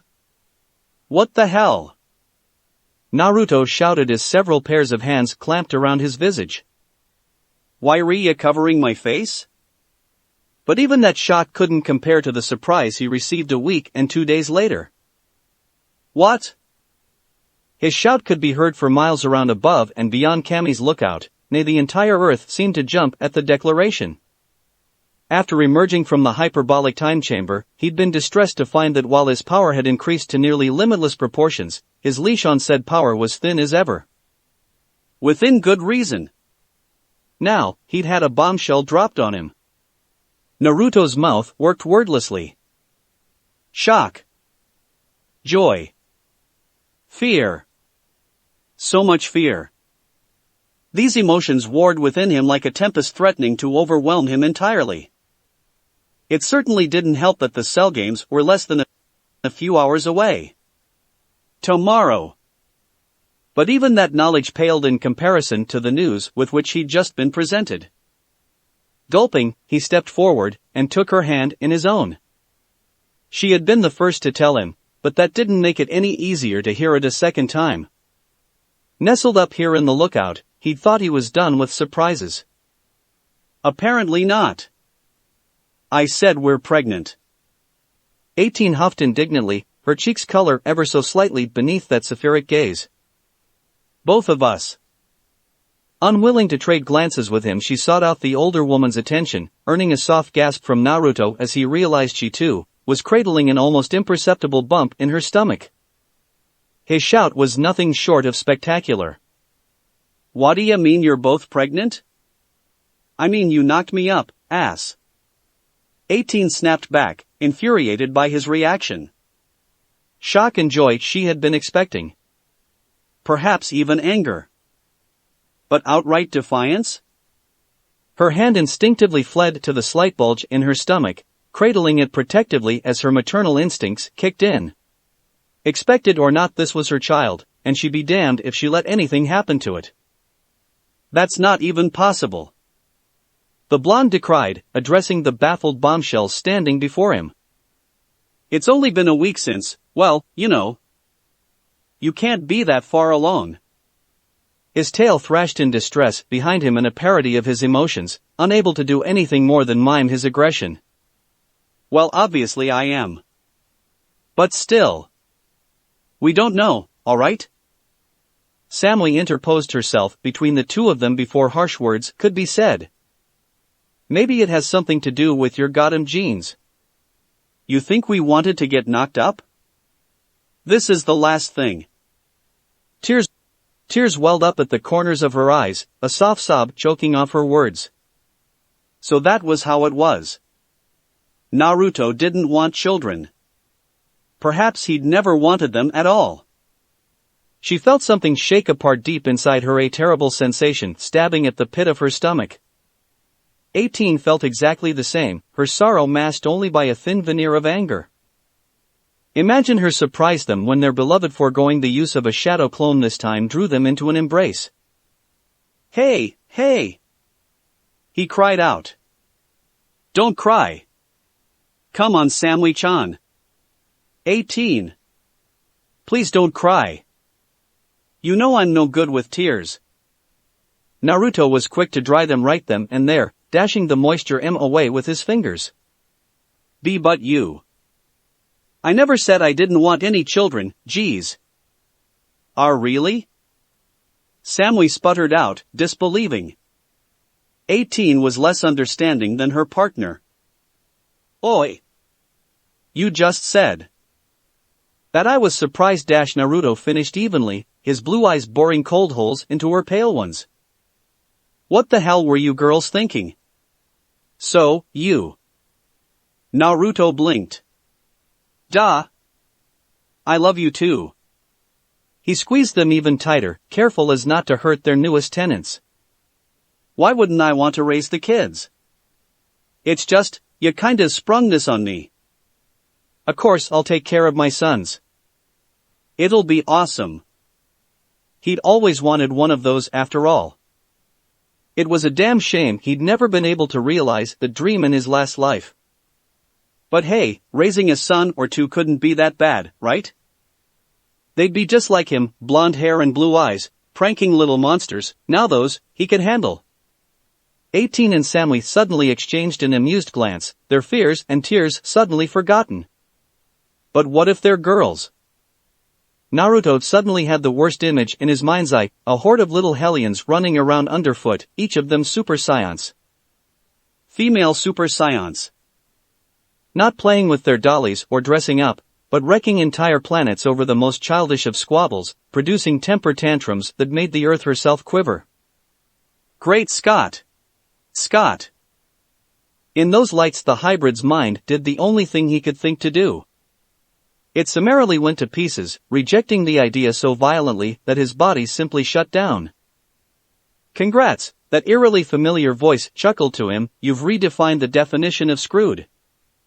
In short, Uzumaki Naruto fainted. Chapter 13, Let the Games Begin. Move. Gohan gasped in utter agony, fighting down the urge to protest as the command forced him into action once more, his aching muscles screaming as he pushed himself to stand up again. Despite the relative mastery he had achieved over the Super Saiyan form, all of his wounds screamed at him to stop, begging him to cease the pointless exercise. But still his body blundered on, clambering to its feet just in time to intercept another yet earth-shattering blow, catching the larger man's hand in his smaller palm when it should have shorn right through his arm. This time, he actually managed to hold it for a handful of seconds before his opponent overpowered him. He caught sight of that absurdly long hair for only a split second before his adversary backhanded him, dragging a rough palm across his face with all the force of an atom bomb, catapulting him into another rock formation. The blow didn't have any sort of contempt behind it, he simply didn't want to blow the poor boy's head off his shoulders when he wasn't ready. Despite that, Uzumaki almost winced when Gohan didn't immediately emerge from his tomb of stone. Forget Goku and the other Z-fighters, Chi-Chi would have his balls staked on the wall if she learned her only sign had bit the bullet during a training exercise. There was just something about righteous female fury that made even the most powerful of warrior cringe in dismay. Just the thought was enough to make him cringe. But no, this was necessary. Needed. Move! He barked angrily, reminding Gohan that he had at least 5 seconds to emerge before he came in there after him. An explosion was his answer, the pile of debris disintegrating beneath another outburst of the youth's surprising power. Once more he'd somehow found the strength to stand. Despite his own exhaustion and lack of ki, he still rose. Ha! Who said the kid wasn't a fighter? There was a steely look therein in his eyes, one that hadn't been there a second ago. Naruto smiled. Just a little more. He just needed one more push. Good. His reward was the intensification of the pace, the blows falling like rain in the evening sky around him. Use your anger. Let it all go. Remember what Cell did to all those people. RRGH. Naruto deflected a strike aimed at his head, using his other hand to smash through Gohan's guard as though it were made of glass and bringing a knee up into his opponent's chin, sending him tumbling away. It would have been but a trifle for him to pursue and end the fight, but instead he stood his ground and barked out the order once more. Move! The word had barely left his lips before he quickly charged a ki blast and flung it after Gohan, who righted himself and knocked it away before launching a stream of them back. Naruto didn't even bother to dodge, letting out a ki-infused yell and shattering the barrage of energy attacks as though they were made of not but glass. Gohan saw this and blanched. Is that all you have, Gohan? Naruto taunted, beckoning him forward with his golden tail. I thought you were a little stronger than that. I'm trying. Not hard enough, you aren't. Ordinarily it would have been his father training him, urging the young scion to push past his limits in the hyperbolic timer chamber. But this was not the hyperbolic time chamber. His 2 days spent in that strange dimension had been exhausted. There was no dilation of time to help him now. The Cell games were tomorrow. And according to Naruto, he wasn't ready for them. Not in the slightest. Perhaps he had his own reluctance to blame for that one, while his father had easily managed to push past his breaking point and reach the Ascended Saiyan state, also known as Super Saiyan 2. Thanks to a few harsh words from Naruto, he himself was only slightly stronger than he'd been before beginning his second day. Yes, Son Gohan had hit a roadblock. He'd achieved total mastery over the Super Saiyan form, but in spite of all his hard work, he simply couldn't progress any further without reaching the next level. Hence the reason for this training. The instant Naruto realized he hadn't unlocked Super Saiyan 2, he'd all but dragged the boy out into the wilderness to train. Chi be damned, he'd said. You should be stronger than this. So here they were in the middle of nowhere, not a soul to see the one-sided battle raging onward. Gohan was completely outmatched against this Super Saiyan 3. He'd tried nearly every tactic he could think of, even flinging Naruto's own shadow clone technique back at the blazing blonde below him in an attempt to buy himself some time. What he failed to realize was that Naruto had mastered that technique long before he'd taught it to him. He easily recognized the doppelgangers and dispatched them as though they were no more than insects. That was the power of this form. And he'd hinted that Gohan had the potential to reach it as well, to ascend to this unbelievably powerful form. Thus far, all he'd ascended to was a complete and utter beating. Naruto was a ruthless taskmaster like Piccolo, all things considered, but just like the Namekian, he wasn't unreasonable. Because he had a bag of senzu beans with him. The stipulation was deceptively simple: Gohan would only be given one should he manage to steal it from the speedy scion. Thus far, he hadn't been able to take one. His fingers hadn't even brushed their bag. Naruto had managed to outfox him in every possible way. And now he struck again. Move! Chastising himself for the simple slip, the son of Goku desperately flung himself aside as a series of narrow energy beams pierced the space he'd just vacated. Too slow. Naruto whispered into existence above him, a well-placed ki sending the poor boy hurtling back down to the earth. With his energy at an all-time low, it was all he could do to sustain his Super Saiyan form, let alone soften the landing with his own ki. Ribs rattled as the young Super Saiyan struck the ground. Naruto was on him an instant, striking at 10 different angles in a single second, battering the boy bloody before flinging him back to the broken earth. Move! Yet again the command came. This time Gohan didn't have the strength to respond. I can't. He rasped out, choking on his own spit. I don't have any more energy. Is that so? A change seemed to come over his mentor then, those Jaden eyes becoming more akin to angry emerald than anything else. It was similar to a look Piccolo often wore when they trained together. It was an expression he knew all too well. This was worse. It was as if a light had died in the blonde's eyes. He wasn't the pragmatic scion/android hybrid anymore. He was a shinobi, and the look in his eyes bespoke death. That's too bad, Gohan. He sneered, a touch of red energy suffusing his sweeping aura. It seems I have no further use for you, then. Wah! Pain. That was all Gohan could think as the Super Saiyan 3 sheathed his elbow in the boy's stomach. It was in his every pore, and suddenly he was stricken. Paralyzed. Pain flaring like he'd been struck by a bolt of dead lightning in the stomach, Gohan doubled over the first embedded in his gut. Sweat flew off his hair as it made a forward whipping motion, and bile and a bit of blood was coughed up as a result of the attack, causing blood to well up in his throat. Does it make you angry? Naruto snarled in his ear, his voice layered with anger. Knowing how weak you are?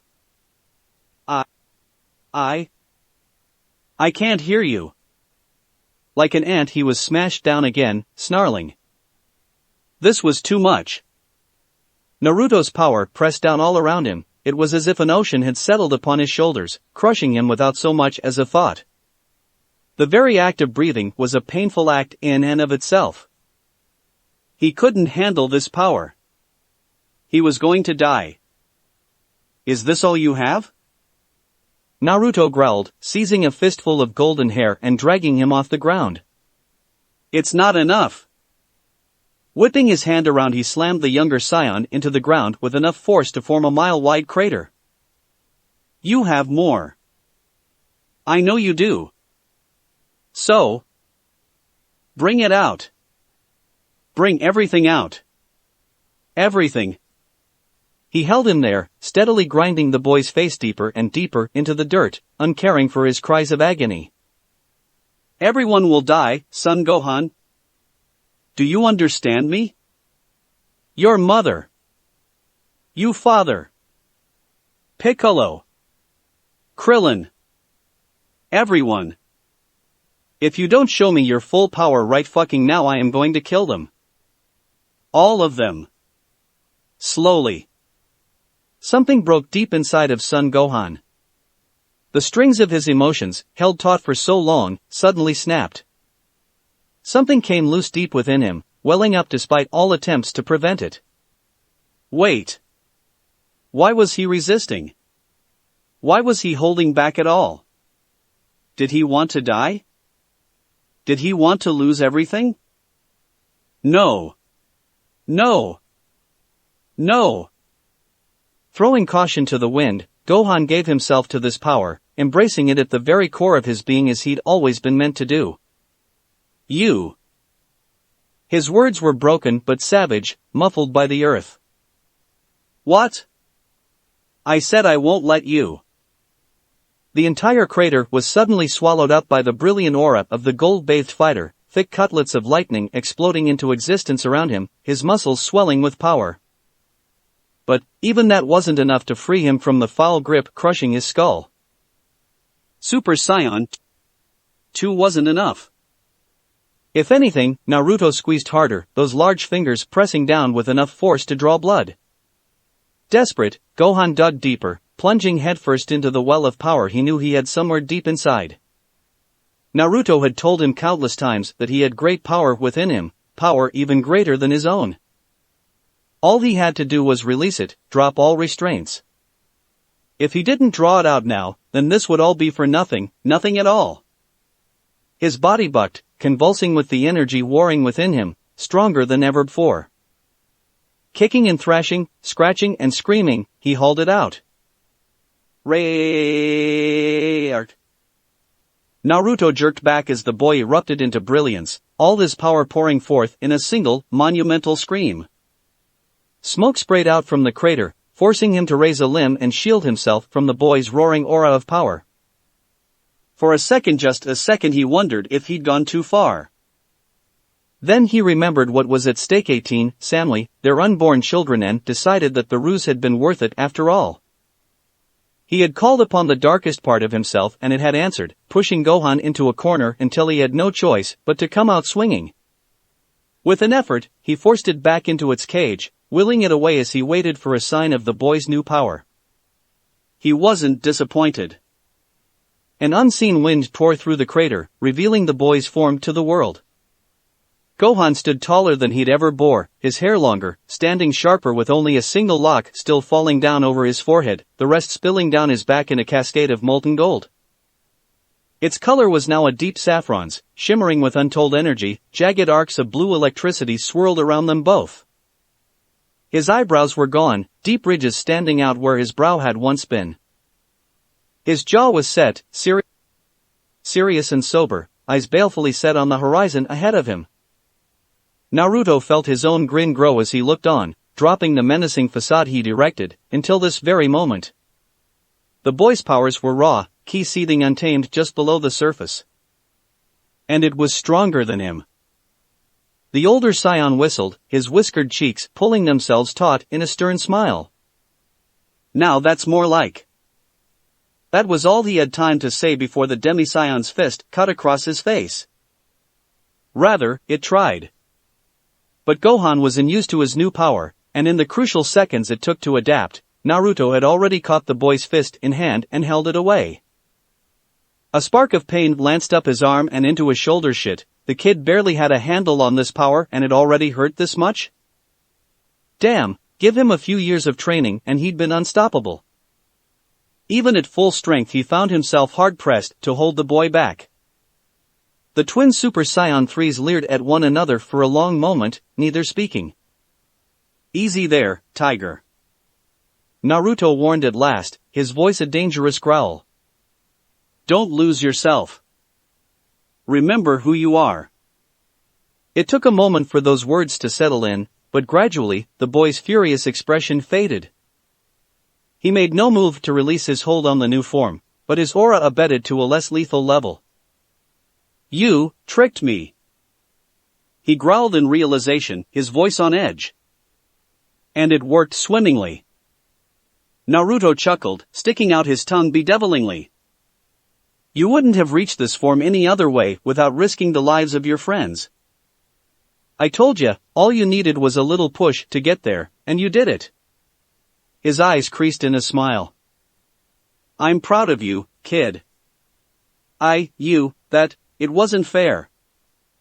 I'm a shinobi. The blonde's deadpan was barely concealed. We do whatever we can to ensure victory, ours, or those of another. Wham!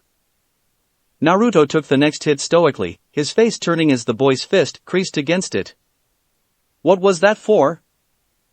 He asked. For insulting my dad. The boy said simply. Are you satisfied? Not really, no. That's the spirit. Naruto said nothing more. He merely smiled and spat out a tooth. It'd grow back anyway. Just like that, the monster was gone, he was the gentle shinobi once more. He was satisfied. He'd stirred a chance in Gohan, one not so easily undone, by Chi-Chi or anyone else. That had been his goal all along. Now that Gohan had reached it, there was but one thing left for him to do. I've got one last thing to teach you, kid. Well, you look like shit. Naruto craned his head as he trudged back into Capsule Corp, almost smiling as 18's familiar retort reached his ears. Gohan had pushed him a bit there towards the end before the boy finally got a handle on his incredible power, at least to enough of a degree that he could wield it without imploding. He was well aware of the painful bruises all over his body. From his ripped clothes to the remnant of the acrid fumes that clung to them, he was a pathetic sight. He looked across the way towards her, half expecting to find her finishing up her training, and his jaw dropped. Look, I know you're pregnant, but already? He pointed at the strange dish in her hand as she lounged on the couch. Pickles and ice cream? It's not my fault if I have cravings. She pouted. You're not even showing yet. By the way, Samly piped up, distracting them as she dined on her own odd dish of waffles with ketchup. Yuck. That kid, what was his name, Trunks? I think he made a wish on the Dragon Balls while you two were away, having you bonding moment.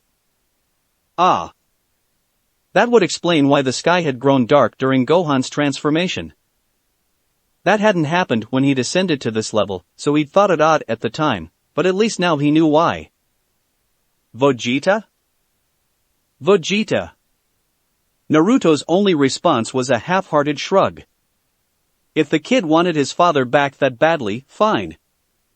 Vegeta was no threat to him now, and even if he were, he'd just kill him again. So long as he had 18 and Samly by his side, everything was alright. Besides, it wasn't as though the prince was honestly foolish enough to attack him again. Uzumaki. Hey, he hadn't called him an android at least. Naruto sighed as the door slammed open with a sudden burst of ki, calmly raising a hand to extinguish the blast that followed. His fingers closed around it, snuffing the golden glow out like a harmless candle. Lowering his still smoldering palm, he inclined his head towards the figure standing in the door with a slight smile. Something you wanted. Vegeta? The prince of all 3.5 scions stormed into the room with a growl, fully transformed and ready to fight. And for a moment, Naruto thought he would. Instead, he just stood there silently smoldering in anger as he realized his attack had been negated so easily. One glance at the ex-Jinchuriki's golden hair, jaden eyes, an incredible aura, and it looked as though he might suffer an aneurysm from sheer anger. As it were, a slight sneer creased his face. I understand I have you to thank for my stay in Otherworld. What? What, they didn't send you straight to hell? Or is it H.F.I.L?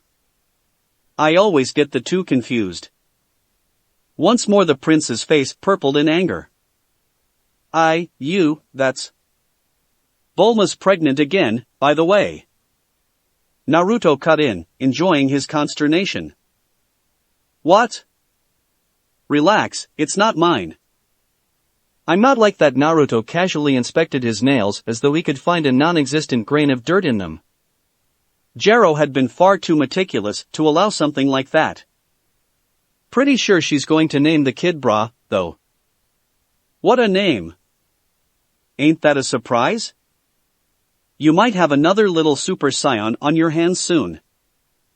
Of course, she won't be able to compete with my girls when they get older, but you can't win them all, am I right?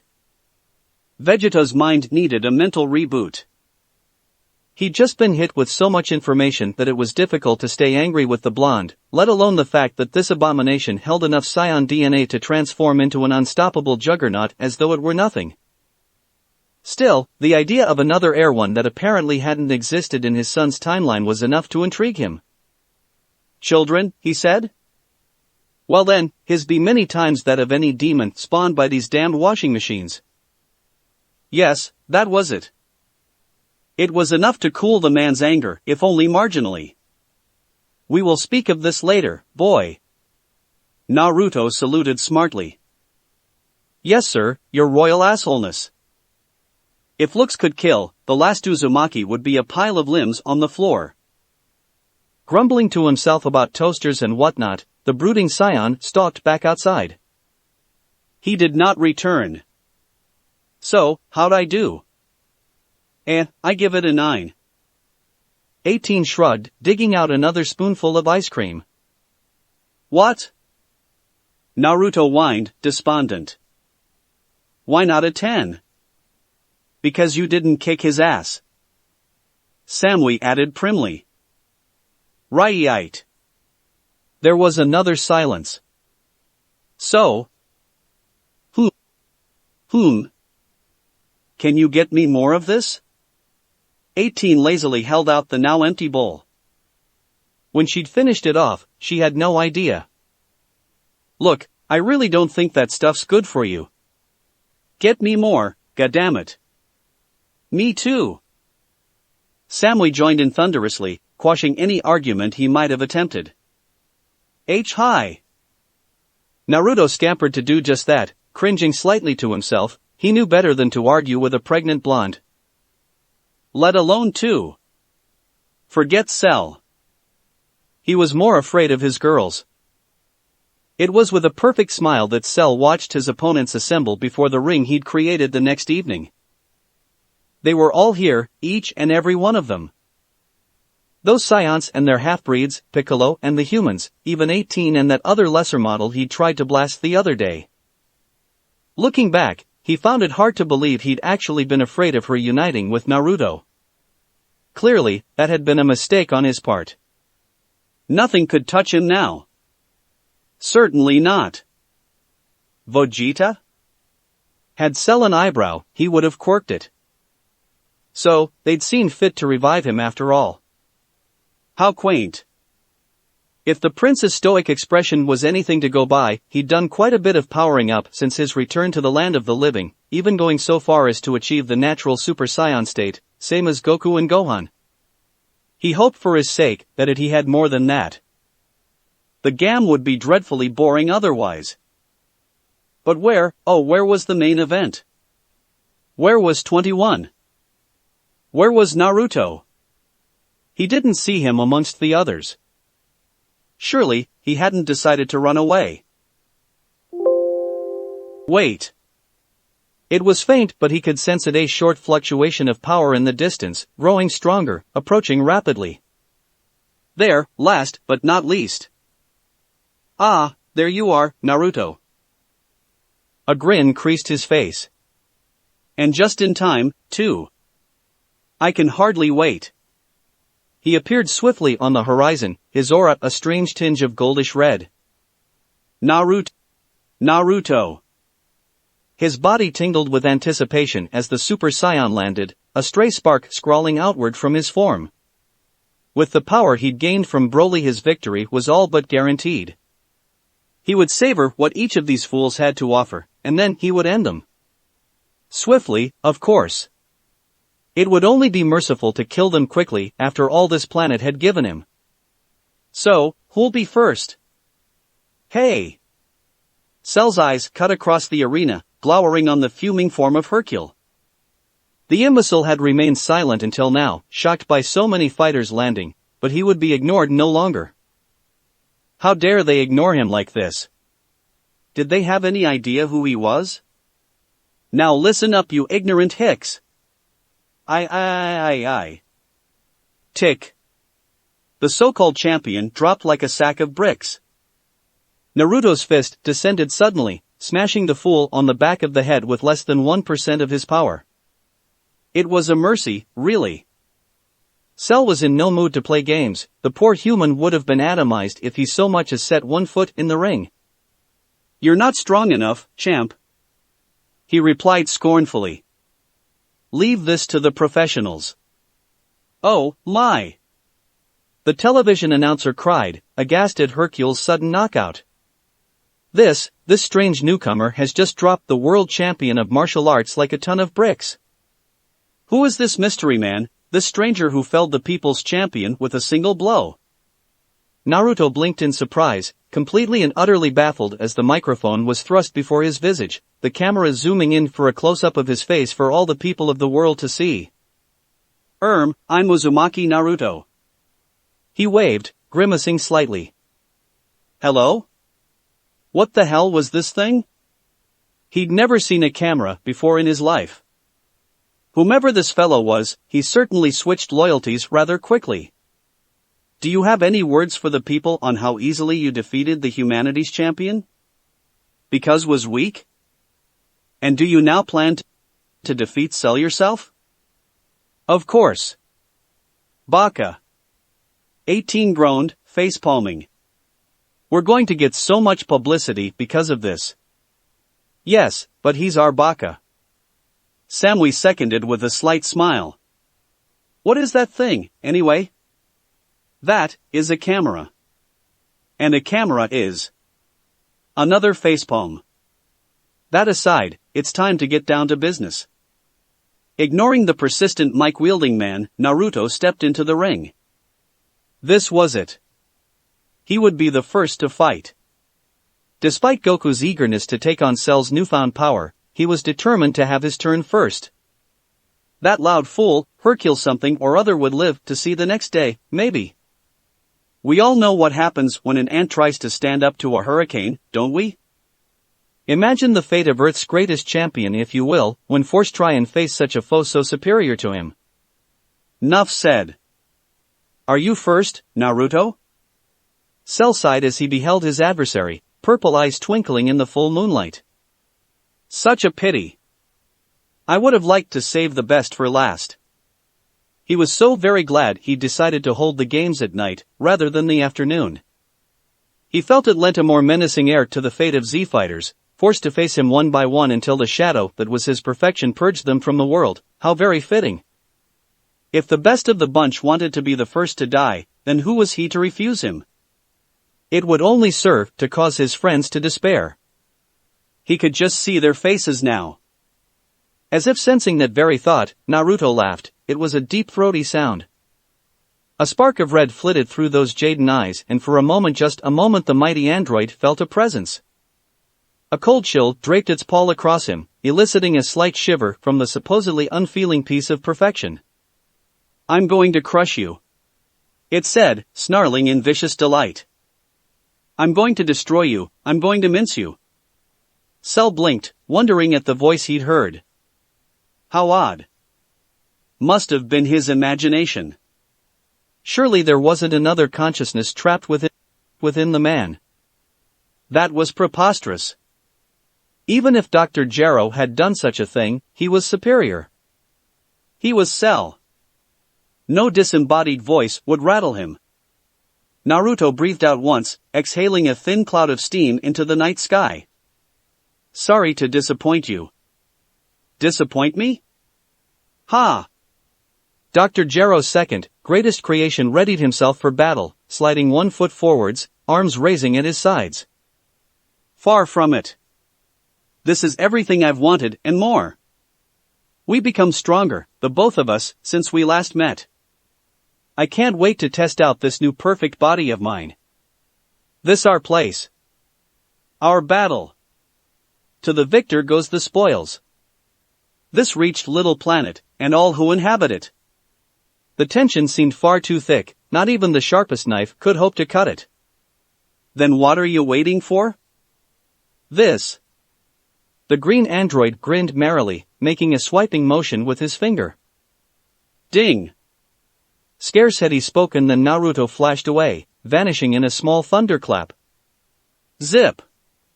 Cell blinked, momentarily feigning shock. This was part of the game after all. There was no point in playing if he couldn't enjoy himself. There you are. He raised a hand over his back, narrowly catching the electric blue blur snapping towards his head. Beneath them, the ring groaned in pain, a tiny crack etching itself into the stone surface. Naruto held back a snarl when he realized he'd been blocked, his aura spiking dangerously as he struggled against the hand locked around his leg. Cell's grip was surprisingly strong, but not unbreakable. He tore his foot free and did a 360, violently smashing his head into his opponent's unprotected neck, vaguely aware of the announcer shouting some more gibberish to an unseen audience. He really was curious about that, oh, right. In his curiosity he'd nearly forgotten about the fight. And, chest. He snarled, driving a fist into NRGH. Cell grunted, genuinely surprised by the unorthodox maneuver, cringing against the attack. Naruto didn't waste any time, driving the base of his knee into the dark demon's back, intended to cripple him with a single blow and end him with the next. And he would have too, if Cell hadn't vanished into thin air. A slight rustle of movement was his only warnings, then fist met fist and elbow greeted elbow as the green android fell on him in a flurry of blows. To the naked eye their attack was little more than a blotted blur, but to those of the Z-fighters, nearly a dozen blows exchanged in an instant. Not bad, Naruto. He rubbed a hand against his shoulder. It seems you've managed to increase your power quite a bit since last we met. I may actually enjoy myself. Shall we continue? The blonde's only remark was twofold. Super Kaioken. The ring buckled beneath him with these words, cratering outward beneath the sudden explosion of power. Still higher the aura raged, large chunks of masonry floating upward as he rapidly ascended to new heights, that saffron gold of his Super Saiyan 3 aura mingling with the trademark red of the Kaioken. Smirking, he beckoned, and frowning, Cell advanced. It was a complete reversal. Naruto made a massive mockery of the larger warrior, sidestepping rapid kicks and powerful punches with ease, all the while leaving his arms crossed on his chest. When the hybrid finally decided to block, it jarred every bone in Cell's body, but not nearly as badly as when he received a single kick to the middle of his back, making his teeth rattle violently as he skidded across the tiled surface of the ring. When he got up, he actually felt pain. Pain, flooding this perfect body of his. Granted, he wasn't yet fighting at full strength, but still. Another punch met a similar fate, his fist shattering a large portion of the ring when it failed to hit its elusive target. What's the matter, Cell? Naruto called, whispering into existence behind him. Is this all you have? I'm not even warmed up yet. We'll just see about that. An eerie green aura, Broly's aura, overcame the perfect android, his muscles bulking ever so slightly beneath the strain. Not enough to affect his speed, but clearly enough to increase his new abilities tenfold. Cell charged the smiling Saiyan, who leapt into the air with only the smallest instant to spare. He'd clearly underestimated his opponent's new speed. Before Naruto could spin around for the defensive, Cell overwhelmed him with a series of well-struck fists to the stomach. For the first time since their fight had begun, the whiskered warrior actually hissed in pain. One hand drifted to his stomach, cradling what had to be a broken rib even with Gero's modifications. How wrong he was. Because the blonde was smiling. Now that's more like it. His smile was light-hearted, his grin only growing. I was curious to see if you were holding back, seems I was right. You have no idea. Then he was gone again. So much for the warm-up. Dr. Gero's greatest creation spun around with a sneering laugh, his form rippling as the blonde's fist hurtled through the space he'd just occupied. After image. Naruto vanished again as well, his predecessor's heel phasing off course as he disappeared for a second time. That was all the Z-fighters beheld before the shockwaves started, silent explosions shearing through the air over their heads in rapid succession, the earth quaking in fear under their feet as the two titans duked it out. With the fate of Earth on the line. Chapter 14, Perfection. The moon trembled. Her face shone down on the sundered scene of battle, quivering in silent fear as two gods battled it out with one another, the fate of her sister planet firmly on the line. Shockwaves shook their world to its very core, each blow, no matter how accurate or otherwise, split the terrain and sent sparks skittering. The ring lay in ravaged ruin beneath their feet, wholly forgotten by its combatants, shouts and grunts of exertion prevailing over the other sounds as they took themselves to task and unleashed all hell upon the planet. Lightning shot through the grief-stricken sky, bolts of heavenly wrath making themselves known as the pair tore the planet asunder. No one could stop them. To step between these two now guaranteed certain death. Not even Goku would dare to interfere. As if he could. Earth's greatest hero could no more interfere than he could stop the moon from setting and the sun rising. Any attempt to interfere between these twin titans would only result in death on his part. He knew this to be true. And so too did a certain prince. No. I was a fool. Vegeta cursed himself as he watched the wicked warriors war across the ring, damning his pride for what felt like the umpteenth time. I should have finished him when I had the chance. He spoke not of Naruto but of Cell, the malevolent monstrosity that made the planet shake with each passing. In letting him absorb that android he damned himself, damned them all. He had absolutely no idea that the events that followed would lead up to this. It was almost an insult that he'd been revived at all, because now he could see. Now he truly knew just how far he had surpassed him. It galled him enough already to know that Kakarot and his boy had reached a new plateau of power, but it was maddening. He couldn't match this power. He doubted that anyone, save Gohan, would be able to stave off Cell. And maybe not even then. Naruto seemed to be the only one capable of keeping up with him now. And if Naruto fell, he'll win. Gohan growled, his Jaden eyes never once leaving the battlefield. Vegeta risked a glance at the Demi-Scion and bit back a scowl.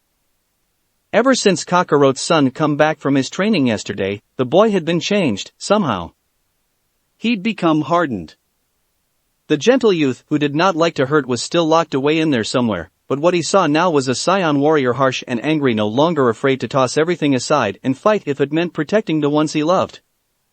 No matter the cost. Goku was of a similar mind. On one level he was proud of his son for having surpassed him. Someday, he'd be able to defend the earth in his stead. But on the other, a very small part of him worried that Naruto might have pushed the boy just a little too far. Speaking of Naruto. Hey, Naruto is on our side, right? Krillin gulped, gulping as another portion of the ring disintegrated, showering them in ki and debris. The way the shinobi was carrying on terrified him. It was as if he didn't care for anything but the fight itself and nothing less. Everything else was expendable. I mean, ow. He cringed when a gloved hand swatted him on the back of his bald head. 18 scowled down at him, her open palm still hanging menacingly over his cranium. It didn't take long for him to realize she was responsible. Hey! What the heck was that for? Be quiet. She sniffed angrily. I don't see you out there fighting Cell. Yeah, but I was just. And of course, we're on your side. We wouldn't be here with you dolts otherwise. Poor Krillin. Krillin couldn't do anything more than cringe. Now, Samly soothe. What she means to say is if Cell wins, we lose. Let's just take it easy. Vegeta glowered at the sight. Damn you, androids. Scowling, the prince returned his attention to the fray. Each strike made Mother Earth whimper, every clash created weeping wounds in her earthen skin. Naruto didn't care. Neither did Cell. Nothing could stop them. Nothing could dissuade them from this feverish fight. The very idea of abandoning the battle was a concept neither could conceive. They fought with murder and malice in their eyes, pinnacle of their powers emerging and waning, fluctuating, then spiking as they tore at one another, ripping their surroundings to shreds. They did not care for their environment nor anyone in it. Nay, more than once an errant ki blast came dangerously close to vaporizing one of the spectators. No apologies were given. No amends made. There was no time for weak words, only action and reaction, a never-ending sequence of events that spiraled swiftly towards the center. Because one of the powers was faltering, flagging, and growing steadily weaker with each and every instant. It wouldn't be much longer now. Sooner or later, that individual would give out. But until then. Hiya! Out of the black a blur of gold and green collided as one, white knuckles mashing against tan, furious fists flying in a tandem that would have put even the mightiest of martial artists to shame. Knee met knee, heel swung against heel, every aspect of their bodies used to inflict pain upon the other. Limbs were torn away and regrown instantly, entire organs ripped, obliterated, only to be restored seconds thereafter and shorn away again. It was brutality at its best, violence incarnate. And it showed no sign of stopping anytime soon. Yes. That's more like it. Cell laughed boisterously as they twirled apart, a silent rumble accompanies their separation. You truly have exceeded all my expectations and more, Naruto. He paused, knuckling a trickle of blood away from his chin with his good arm, his delighted grin growing more maddening as everyone looked on. He stared down at the severed stump that had once been his left limb, obliterated just below their elbow in a swathe of tattered flesh. Once, the idea of losing an arm would have infuriated him to no end. Now, he merely laughed. To think that one of Dr. Gero's own creation would give me this much of a challenge. He continued, his smile brightening into a sneer. It's such a shame the rest of these fights won't be this good. An errant idea, the slightest thought, was all it took to restore the ruined appendage, leaving him complete and whole once more. Naruto turned aside and spat, expelling a wad of bloody spit from his mouth, refusing to reply.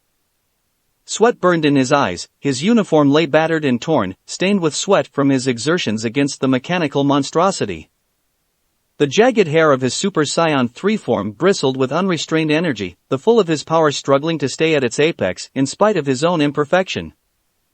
It was like trying to pull teeth. For each instant he was able to hold on to his energy, his body suffered, muscles tearing themselves apart beneath the combined energies of his Super Saiyan body. For all his newfound powers, his control was still as tenuous as ever, all his energy threatening to slip right through his fingers when he needed it most. But as they say, all good things must come to an end. The air was suddenly alive with thick cutlets of energy swooping down at his unsuspecting head. Caught off guard, he suffered the full brunt of the blast, crashing down to the ring below, barely bracing himself before his outstretched palms smashed into the already fractured floor. You're mine. Cell was suddenly upon him, his fists a blur of white and mottled green, leaving the hapless hybrid helpless to do anything but defend. Forcing him back until he could feel his boots brushing the edge of the ring, feet seeking traction where there was none to be had, his opponent sneered and swung down once more, certain his victory was finally at hand. And perhaps it was. Even with the might of the Kaioken backing him in addition to his own flagging reserves, Naruto knew he was going to take the next hit. Whether he liked it or not. The only question remained. Could he return the favor? Time slowed to a fraction of its former self. He watched the next blow unfold in a series of slow frame-by-frame movements. There. This was going to hurt like hell, but he was certain he could stop his predecessor from hurling him out of bounds. And then it was over and fate flowed on. Now. Cell snarled, fists snaking out and shattering the ground, Naruto only jumping forward at the last moment and avoiding a quick death. Instead of barreling into his unprotected face and snapping his neck like the fragile twig it was, the android's crackling fist plunged into his stomach, sheathing itself to the elbow. Painful didn't even begin to describe it, that bone-jarring sensation of having a fist literally buried in your intestines and brushing up against your heart. But it didn't kill Naruto.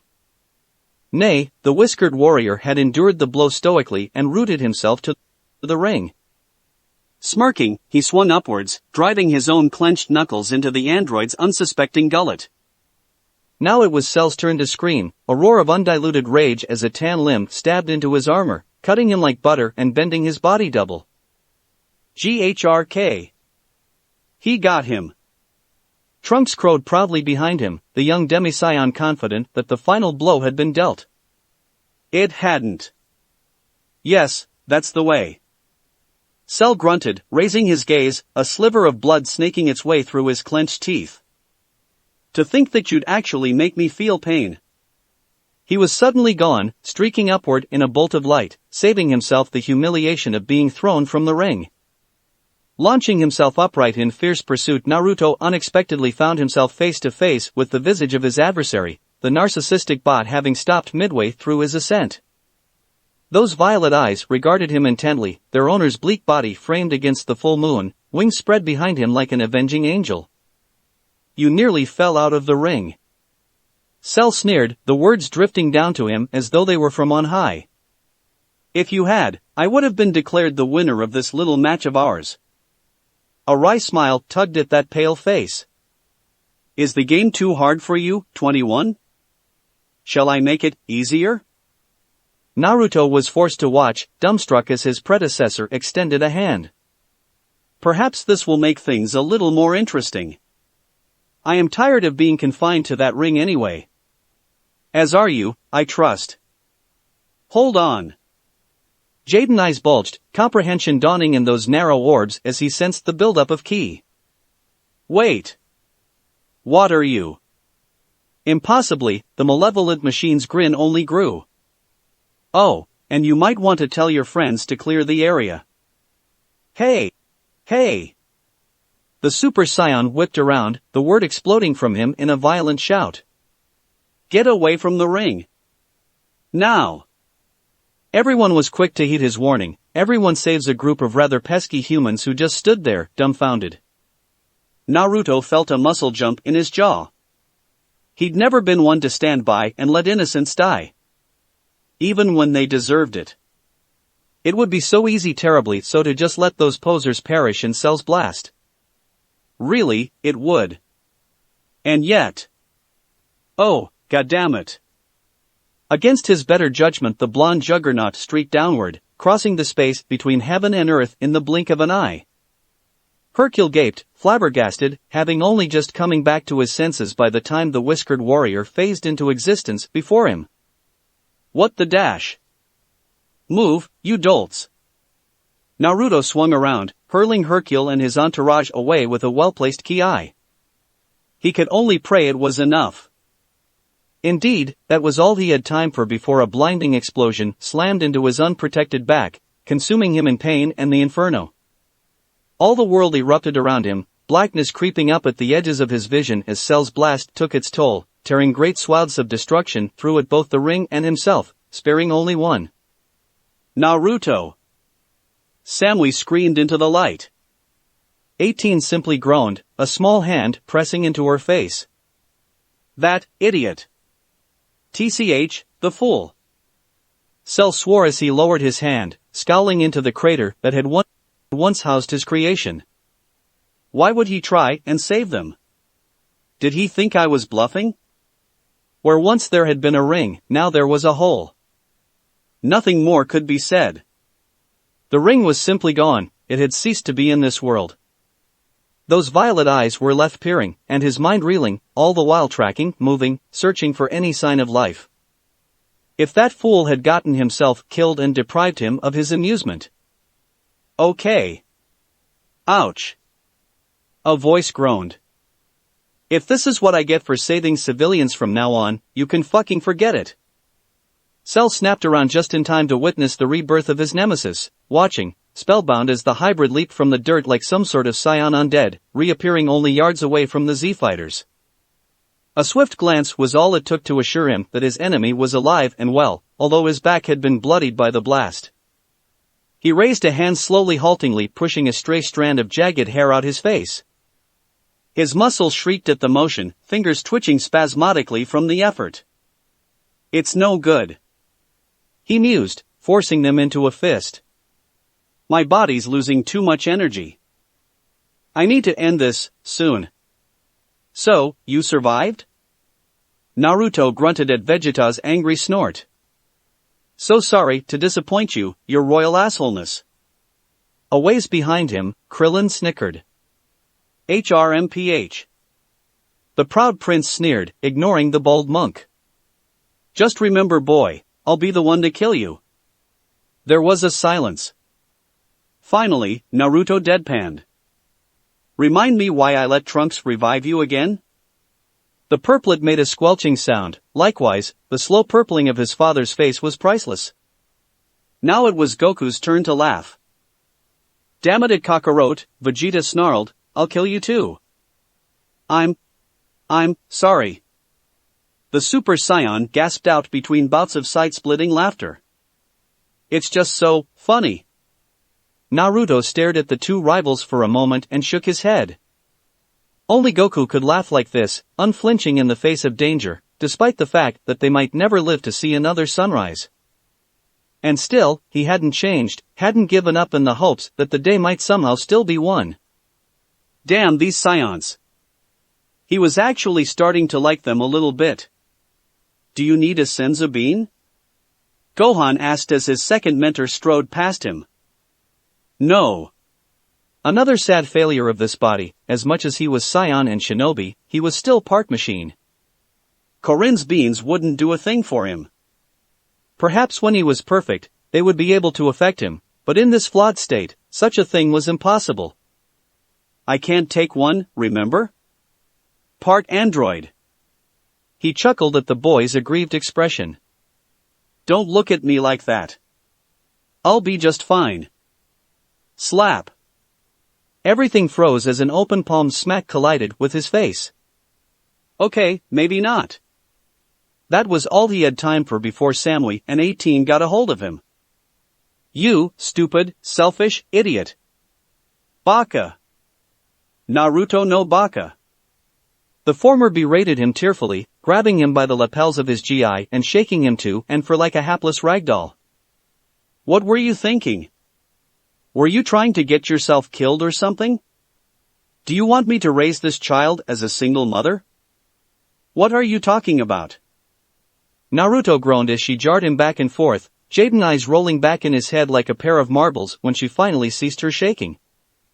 I was just being a good Samaritan, for crying out loud. There's nothing wrong with ARG. Of course, there's something wrong with that. 18 took that opportunity to give him a few extra shakes for good measure. You're not allowed to get yourself killed, 21. I will not raise this child on my own. Do you hear me? 18, you're making me dizzy. Lucky bastard.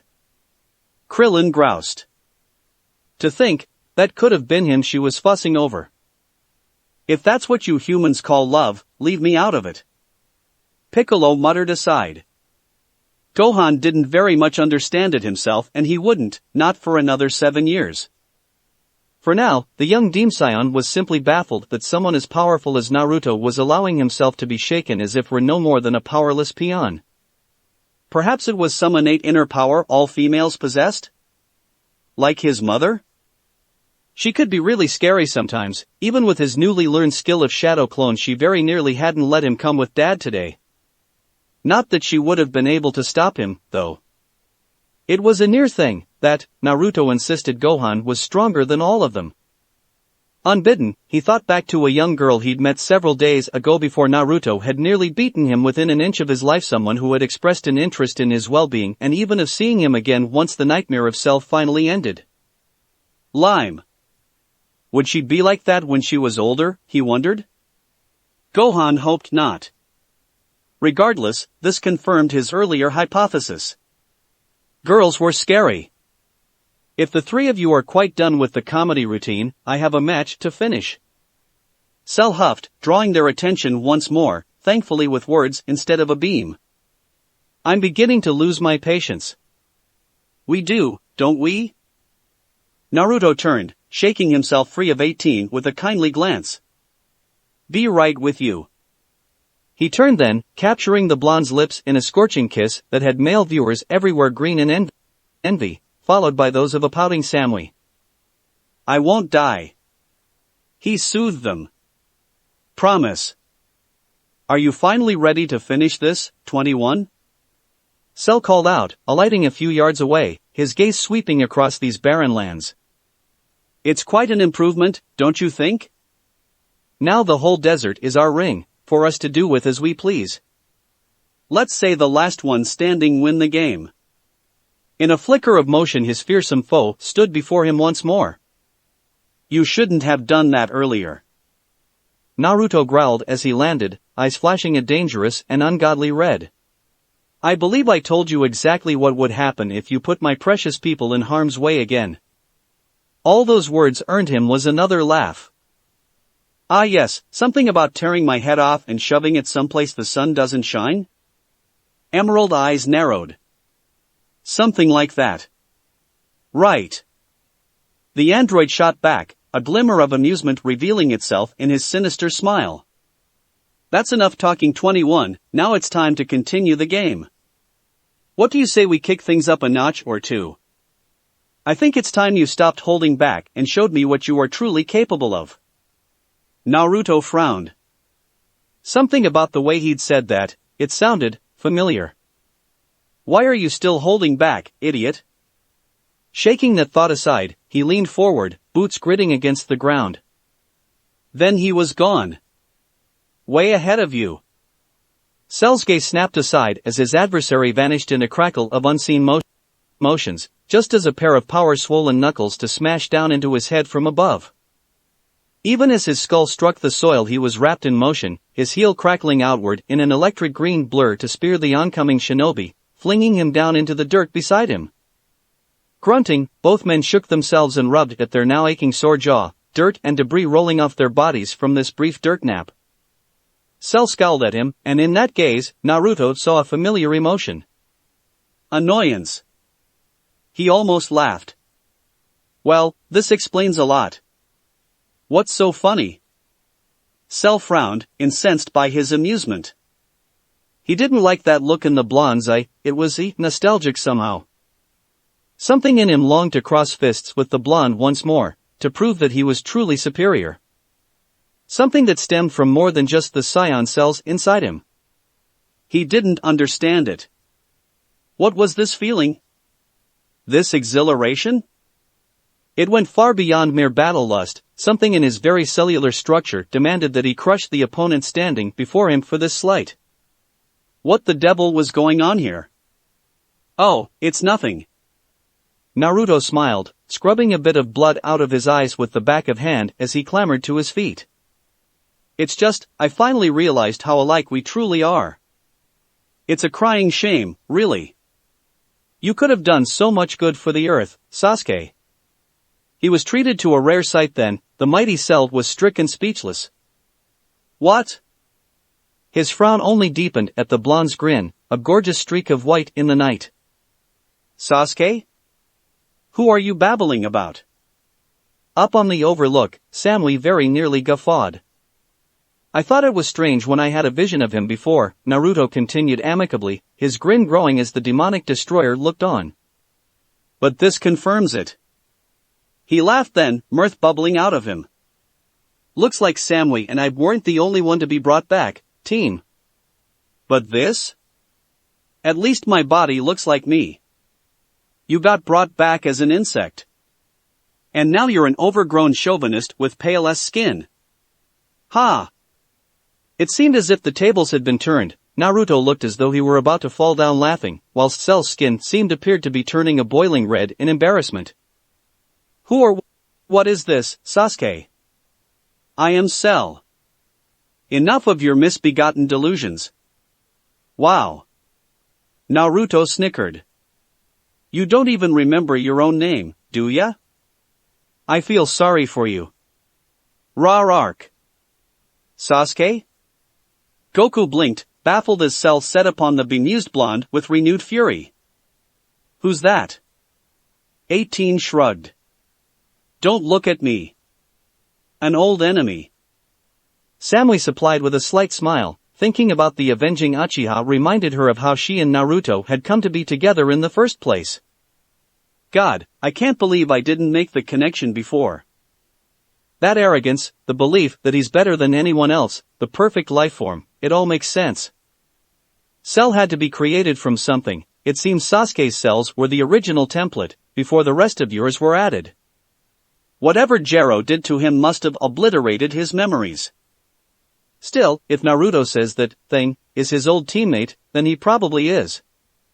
Does this change anything? Piccolo frowned. If Cell was an acquaintance of Naruto's, then their staunchest ally might become their greatest enemy.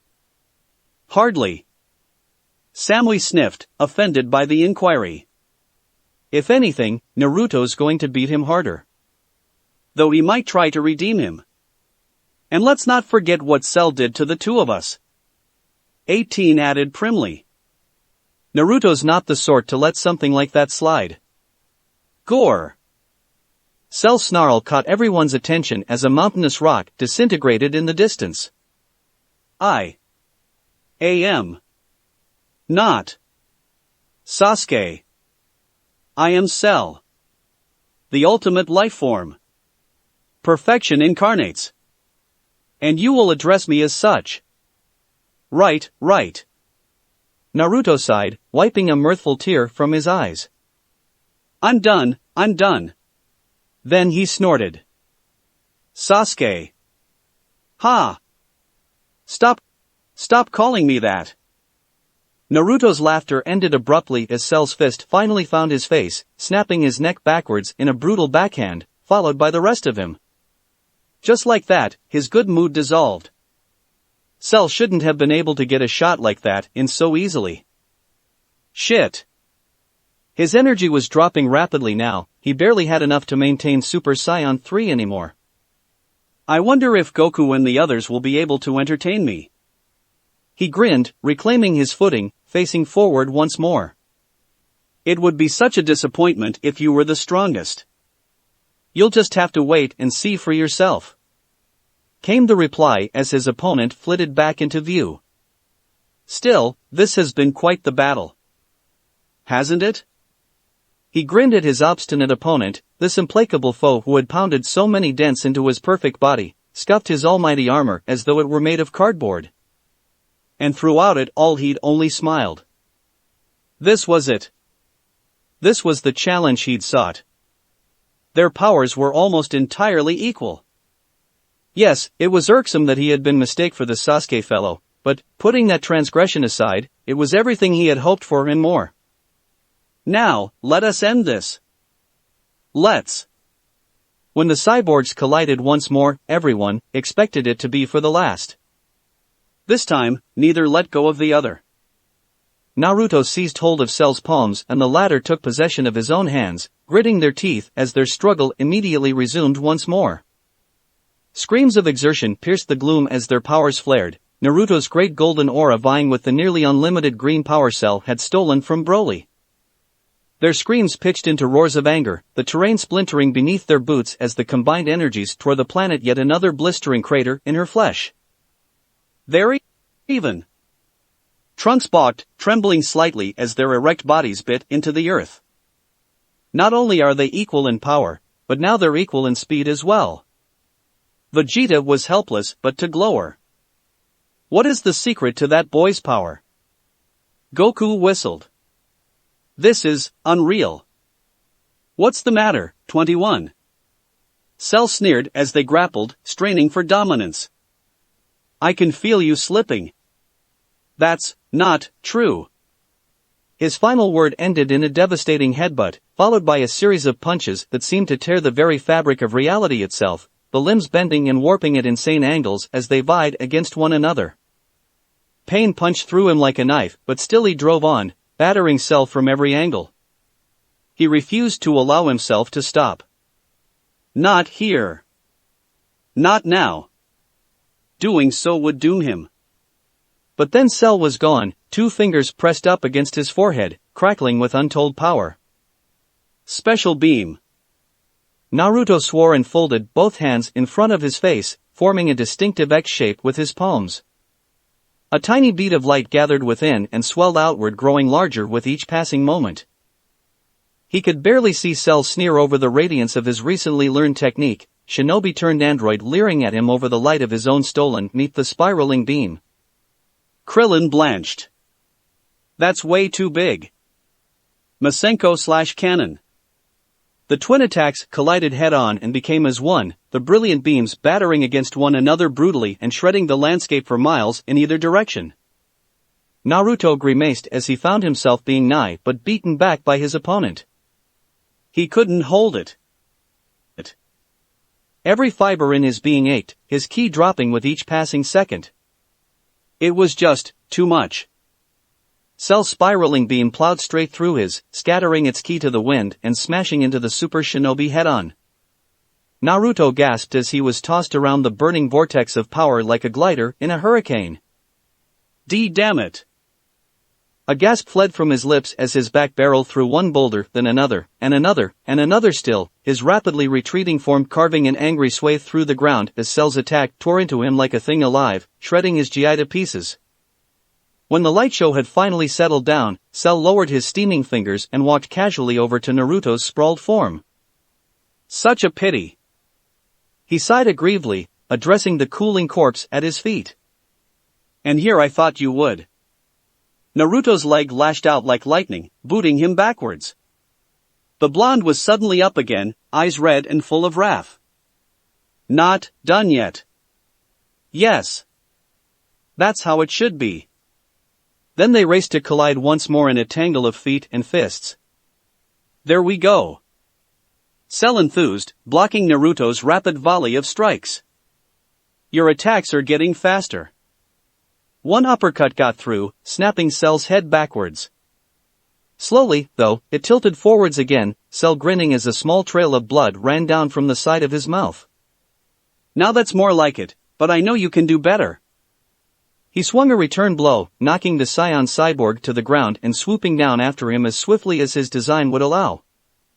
He could see his adversary gingerly getting back up, cringing slightly as he favored his right leg. Naruto stared up at him solemn and sad, his body broke and battered, eyes red and narrow. Once more, he wielded his aching body, the energies of Super Saiyan and the red power warring within him for a final time. Kaioken.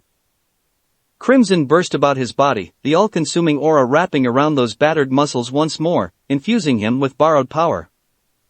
Grimacing at the straying, he brought both hands up, palms straddling either side of his face.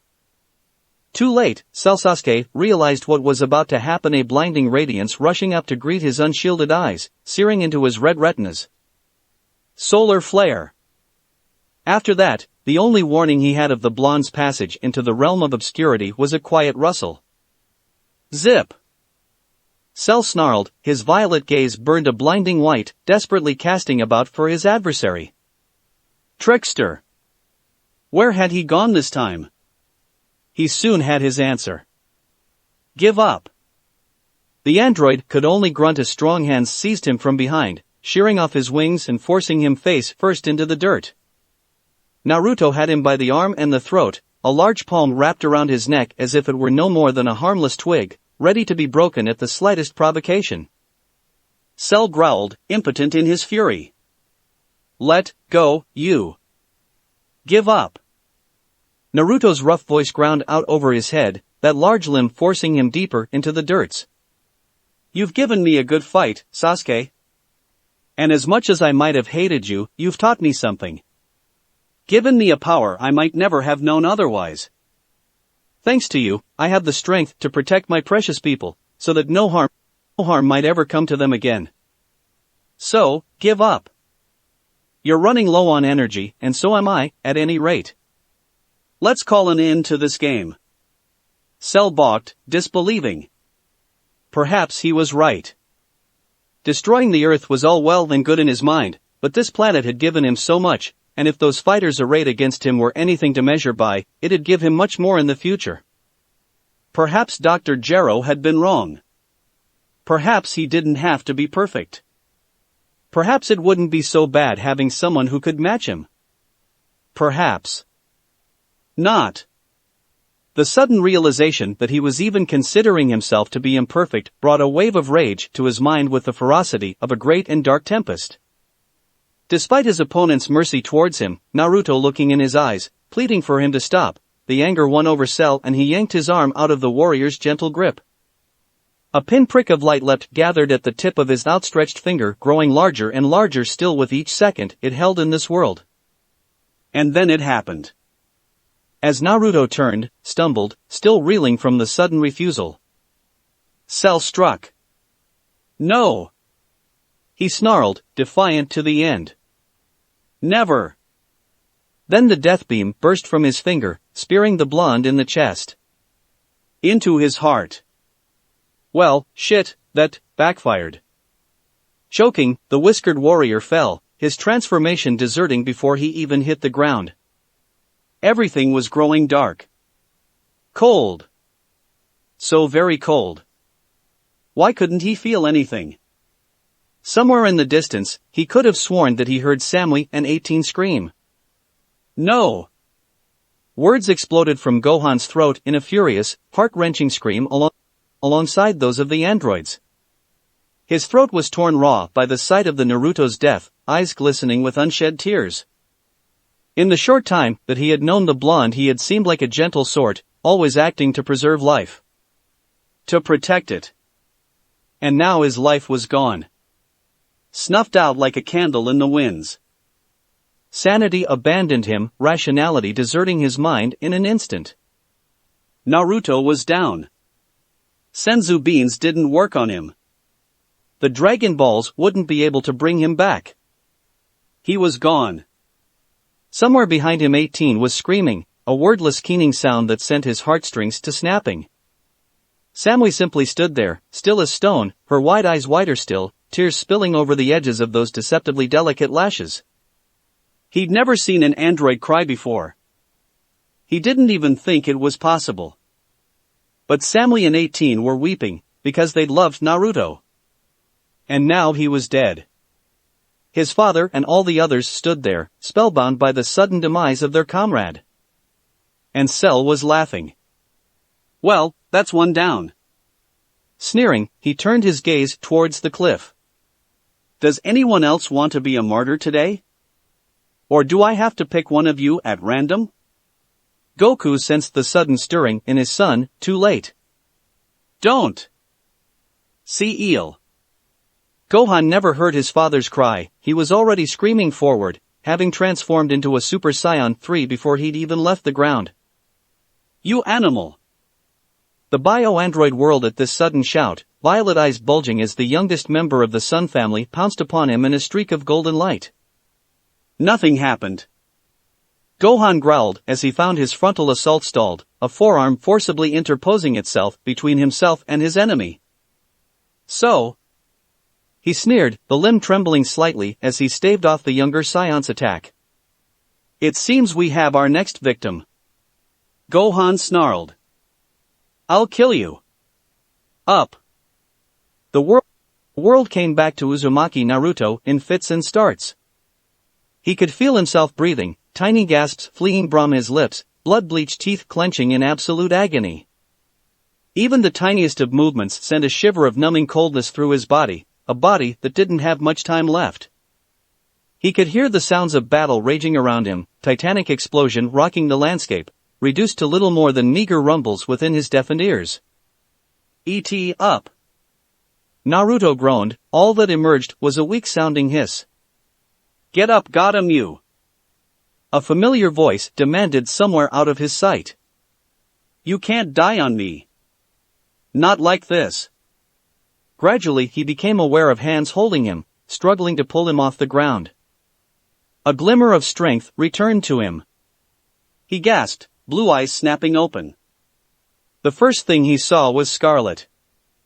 Everywhere. Holy shit. That was a lot of blood. And who? Samui, what? Naruto coughed out a wad of blood and struggled to his knees, trying to prevent his body from shutting down. Too little, too late. He could feel it, the cybernetics that kept him alive were disintegrating, dying with each passing second. It was only through sheer stubbornness that he was still alive, and even then it wouldn't last but a handful of seconds. Even now everything was growing dim. Damn it. Damn it. Damn it. He was going to die again, and this time no miracle of science would be there to bring him back. Samui was there. Holding him. And she was glowing. Wait. Glowing? Naruto froze. What are you doing? 18 wanted to do it. She whispered, her voice echoing softly. I couldn't let her. She really does love you, you know. So much. You didn't. Naruto was choking now, praying she hadn't done what he thought she did. What did you do? The only thing I can do. Came the reply, her stoic face creasing slightly in a sad smile. Giving you a second chance. Samui. It really was nice, being able to see you again. She continued on, ignoring him, an angelic beacon in the night. Even if it was for a little while, I enjoyed it. It was cool. No. Don't. Naruto struggled as she grabbed him from behind, but she resisted, and in his dying state he didn't have the strength to pry her off. You don't have to do this. Yes, I do. Her words remained stern, yet softened at his tears. She reached upward, cupping his cheek with a hand. If it means a life without you, then that's not one worth living. At least this way I'll be a part of you and my child with me. Forever and always. Samui. Samui wrapped her arms around him, her fingers splayed against his chest. Already he could feel her fading, her body and the child within ceasing to be. Despite his best efforts to resist, they still continued to vanish. His body didn't have any safeguards against someone who was willing to be absorbed. He couldn't even bring himself to move, he was so weak. It was all he could do just to look her in the eye, to see those teary orbs squint in a final farewell. A final goodbye. "I love you," she whispered. And then she was gone. So were Naruto's wounds. His heart pumped blood once more, his wound closing as though it had never been. It all happened so swiftly. One moment she had been embracing him from behind, the next she was gone, the very essence that was her being merging with his. Something in him died in that instant. The wall that had been holding back his power crumbled, the dam that had prevented him from fully harnessing this body, this power fell away, letting the floodwaters flow free, releasing everything. In that very instant, his gaze beheld the full moon, drinking deep of its sad visage, as though the lunar orb itself empathized with his pain. "Goodbye." A lone tear trickled out of his eye, trailing down his cheek. And still he stared at the moon, his tail twitching spasmodically, a small sob escaping his lips. Why? Why wasn't he strong enough? Why had she left him again? Why? He'd been so happy to have her back, delighted to know that she was with child. But now she was gone. She, and the tiny life cradled within her stomach, were no more. Yes, he still had 18, but the fact remained that Sammy was gone. He couldn't even feel her presence in the energy that suffused his body. Would the Dragon Balls even be able to bring her back? He didn't know. Didn't care. All that mattered was that she was gone. Gone. Gone, gone, gone, gone, gone, gone, gone, gone. What's this? Cell frowned as he cast Gohan's broken body aside, sensing the sudden stirring of power deep within his true adversary. You were still alive after all? HRK. Naruto bent double, his body twisting under the strain of the emerging energies. Cell cackled. That's it. Show me your true power. Little did he know what was truly happening within the blonde. The barrier that had prevented Naruto's transformation had just fallen away. The floodgates were open. With the union of Samui, there was nothing left to curtail the repulsive power that had been constrained by the mad machinations of Dr. Gero. Samui's soul flowed through him like a river, ushering him onwards to a new form. But with this change came something else. Something unexpected. Because Naruto was still looking at the moon. And the demented doctor, in all his genius, had made a monumental mistake. He'd never considered what might happen when two changes collided, when the sanity of their android itself hung on such a tenuous thread, only to snap under the strain. In short, Naruto broke. Kill. Crush. Destroy. Those three words encompassed his very being, an unholy urge for destruction all but flooding his body as the bloodwaves overwhelmed him. With the last of his strength, he harnessed that anger, gave it a direction in which to plow. Cell. Kill Cell. Crush Cell. Destroy Cell. That was all he could do before his mind vanished completely. Before he gave into grief. Kill. Crush. Destroy. His body began to change, his heart hammering as his ribcage began to bulge, bones cracking, bulging, shifting, muscles thickening as the beast within emerged. Kill. Cell. Kill. Power flooded his every pore, his eyes flashing crimson, scarlet fur sprouting across his body. His face elongated, a snout pushing its way out as the hapless Z-fighters looked on. None but Vegeta and Piccolo knew the truth of what was happening, and even then, they were stunned into silence. Goku frowned, is that supposed to happen? 18 felt her heart plummet deep into her stomach as she watched her beloved blonde transform in that towering monster, yet she was as helpless as a newborn. There had to be something she could do, something she could say that would snap him out of this, but bring him back to his senses. Naruto. Oh, crap. Krillin gulped. Guys? Is he doing what I think he's doing? doing? Piccolo's eyes bulged, those knife-like fingers biting deep into his green palms as he watched Naruto continue to grow, those fangs sprouting where human teeth belonged, muscles bulking to inhumane proportions, fur quickly overtaking human flesh. Not again. The great ape had been terrifying enough back when Gohan had transformed as a boy. For someone as powerful as Naruto to lose himself to that beast was nothing short of disastrous. He'd destroy the earth. Thinking quickly, he fired a thin beam of ki at the hybrid's tail. What? Only for the blonde's engulfing aura to sweep the blast aside into the dirt. Before he could think to destroy the moon, the blonde erupted, his body bulging upwards into the towering Oozaru that had so defined the Scion race as a whole. Its black fur burned scarlet, crimson eyes streaming angry tears. Its jaws parted with a quiet clack. For a long moment, there was silence. And then. Get down! Naruto screamed. What?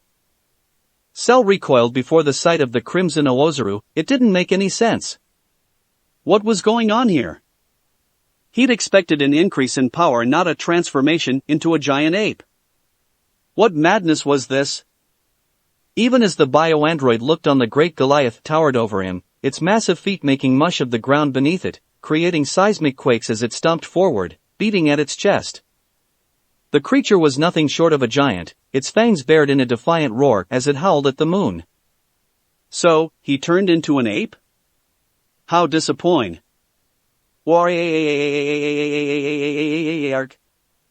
A massive hand swung down at him with surprising speed, snatching him up off the earth and bringing him face to face with the beast. It screamed at him, slathering him in noise and angry wet spittle. Cell merely took one glance at the raging gorilla his adversary had transformed into and scowled. A thin light of ki erupted from his eyes, searing into the crimson ape's snout. Nothing. It barely even burned. Flabbergasted, the almighty android began to realize he'd only angered the great ape even further. Oh dear. Naruto growled. Ground. Cell gasped as the great beast tightened its hold on him and slammed him into the face of the earth, the desert tumbling around him as Naruto's hammer blow pummeled through its foundations. Cell felt blood rising in his mouth, his vision blurring as the monster tromped towards him, the earth shaking like so much glass. Such power. If he didn't get serious. What are you doing, idiot? This is seriously not cool. The Oozaru froze abruptly, shocking everyone. Its wide eyes grew larger still, searching for the voice. Hurry up and get a hold of yourself. A low, throaty rasp tore out of the ape's throat. Mui. Giant, fumbling fingers strained toward the moon as the great ape turned, reaching up as though they could grasp it, cradled its sphere in its palms, hold on to it forever and ever and ever. Suddenly it began to shrink, its saurian features collapsing on itself, flesh sprouting in place of fur. And then it happened. The great ape threw its arms back and gave a final, gut-wrenching scream, its body disappearing in a blinding tower of light. Seconds passed. Entire worlds hung on the balance of what would happen next. Why? A rough, angry voice whispered from the pillar of heavenly gold that had eclipsed the final transformation. Why did you do it, Samui? Cell balked as Naruto strode out of the mighty light, his imperfection left behind in that shining radiance. This form was slim, lacking the bulky armor of Android 16. It was sleek, deadly. Lethal. Every step produced was empty of sound, so unlike the trademark click-click-click that accompanied his own locomotion. He moved with a transient grace, his movements brief and short, no steps wasted whatsoever in that gliding gait.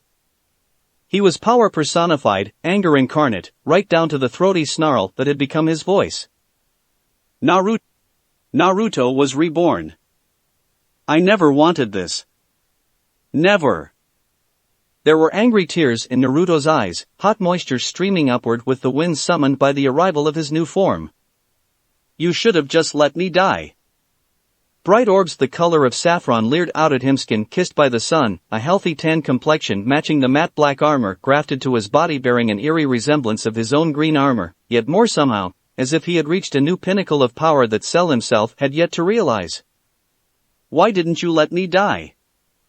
Those ebony tresses whipped upward within a furious shout, his tail thrashing angrily at the remnants of the ring behind him. The night itself trembled around them, the planet threatening shake itself apart in the face of this apocalyptic fury.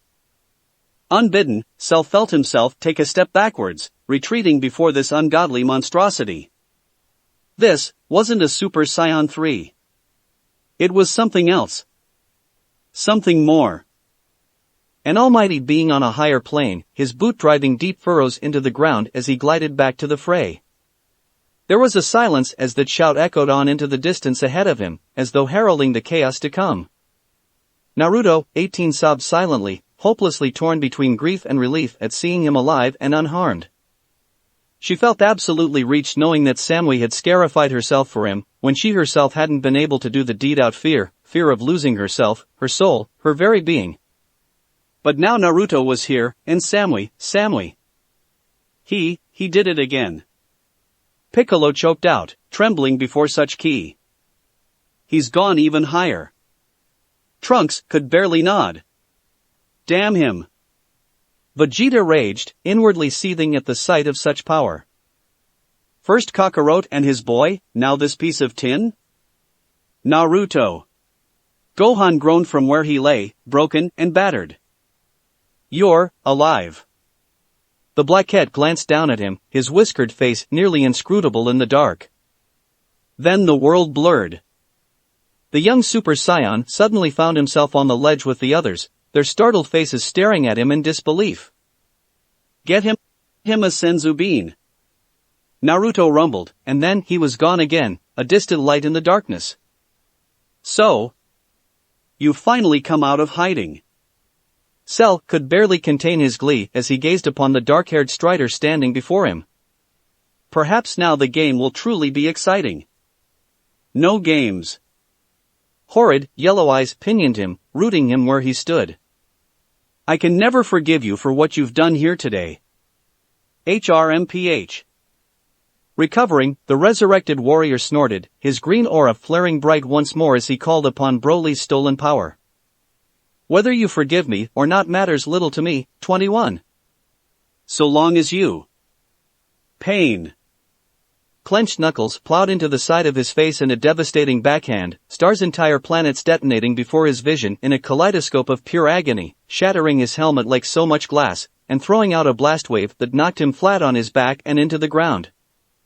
Cell clambered upright again within an instant, but the damage had already been done. Naruto stalked after him, rippling with power, eyes bright and teeming with untold anger. Snarling, the android reciprocated in kind, bringing his hands down to its side, concentrating energy between them. So be it. If you want to end it, then I'll end it. Take this. Me. No. Goku shouted from the sidelines. You can't put that much power into the Kamehameha. It's too dangerous.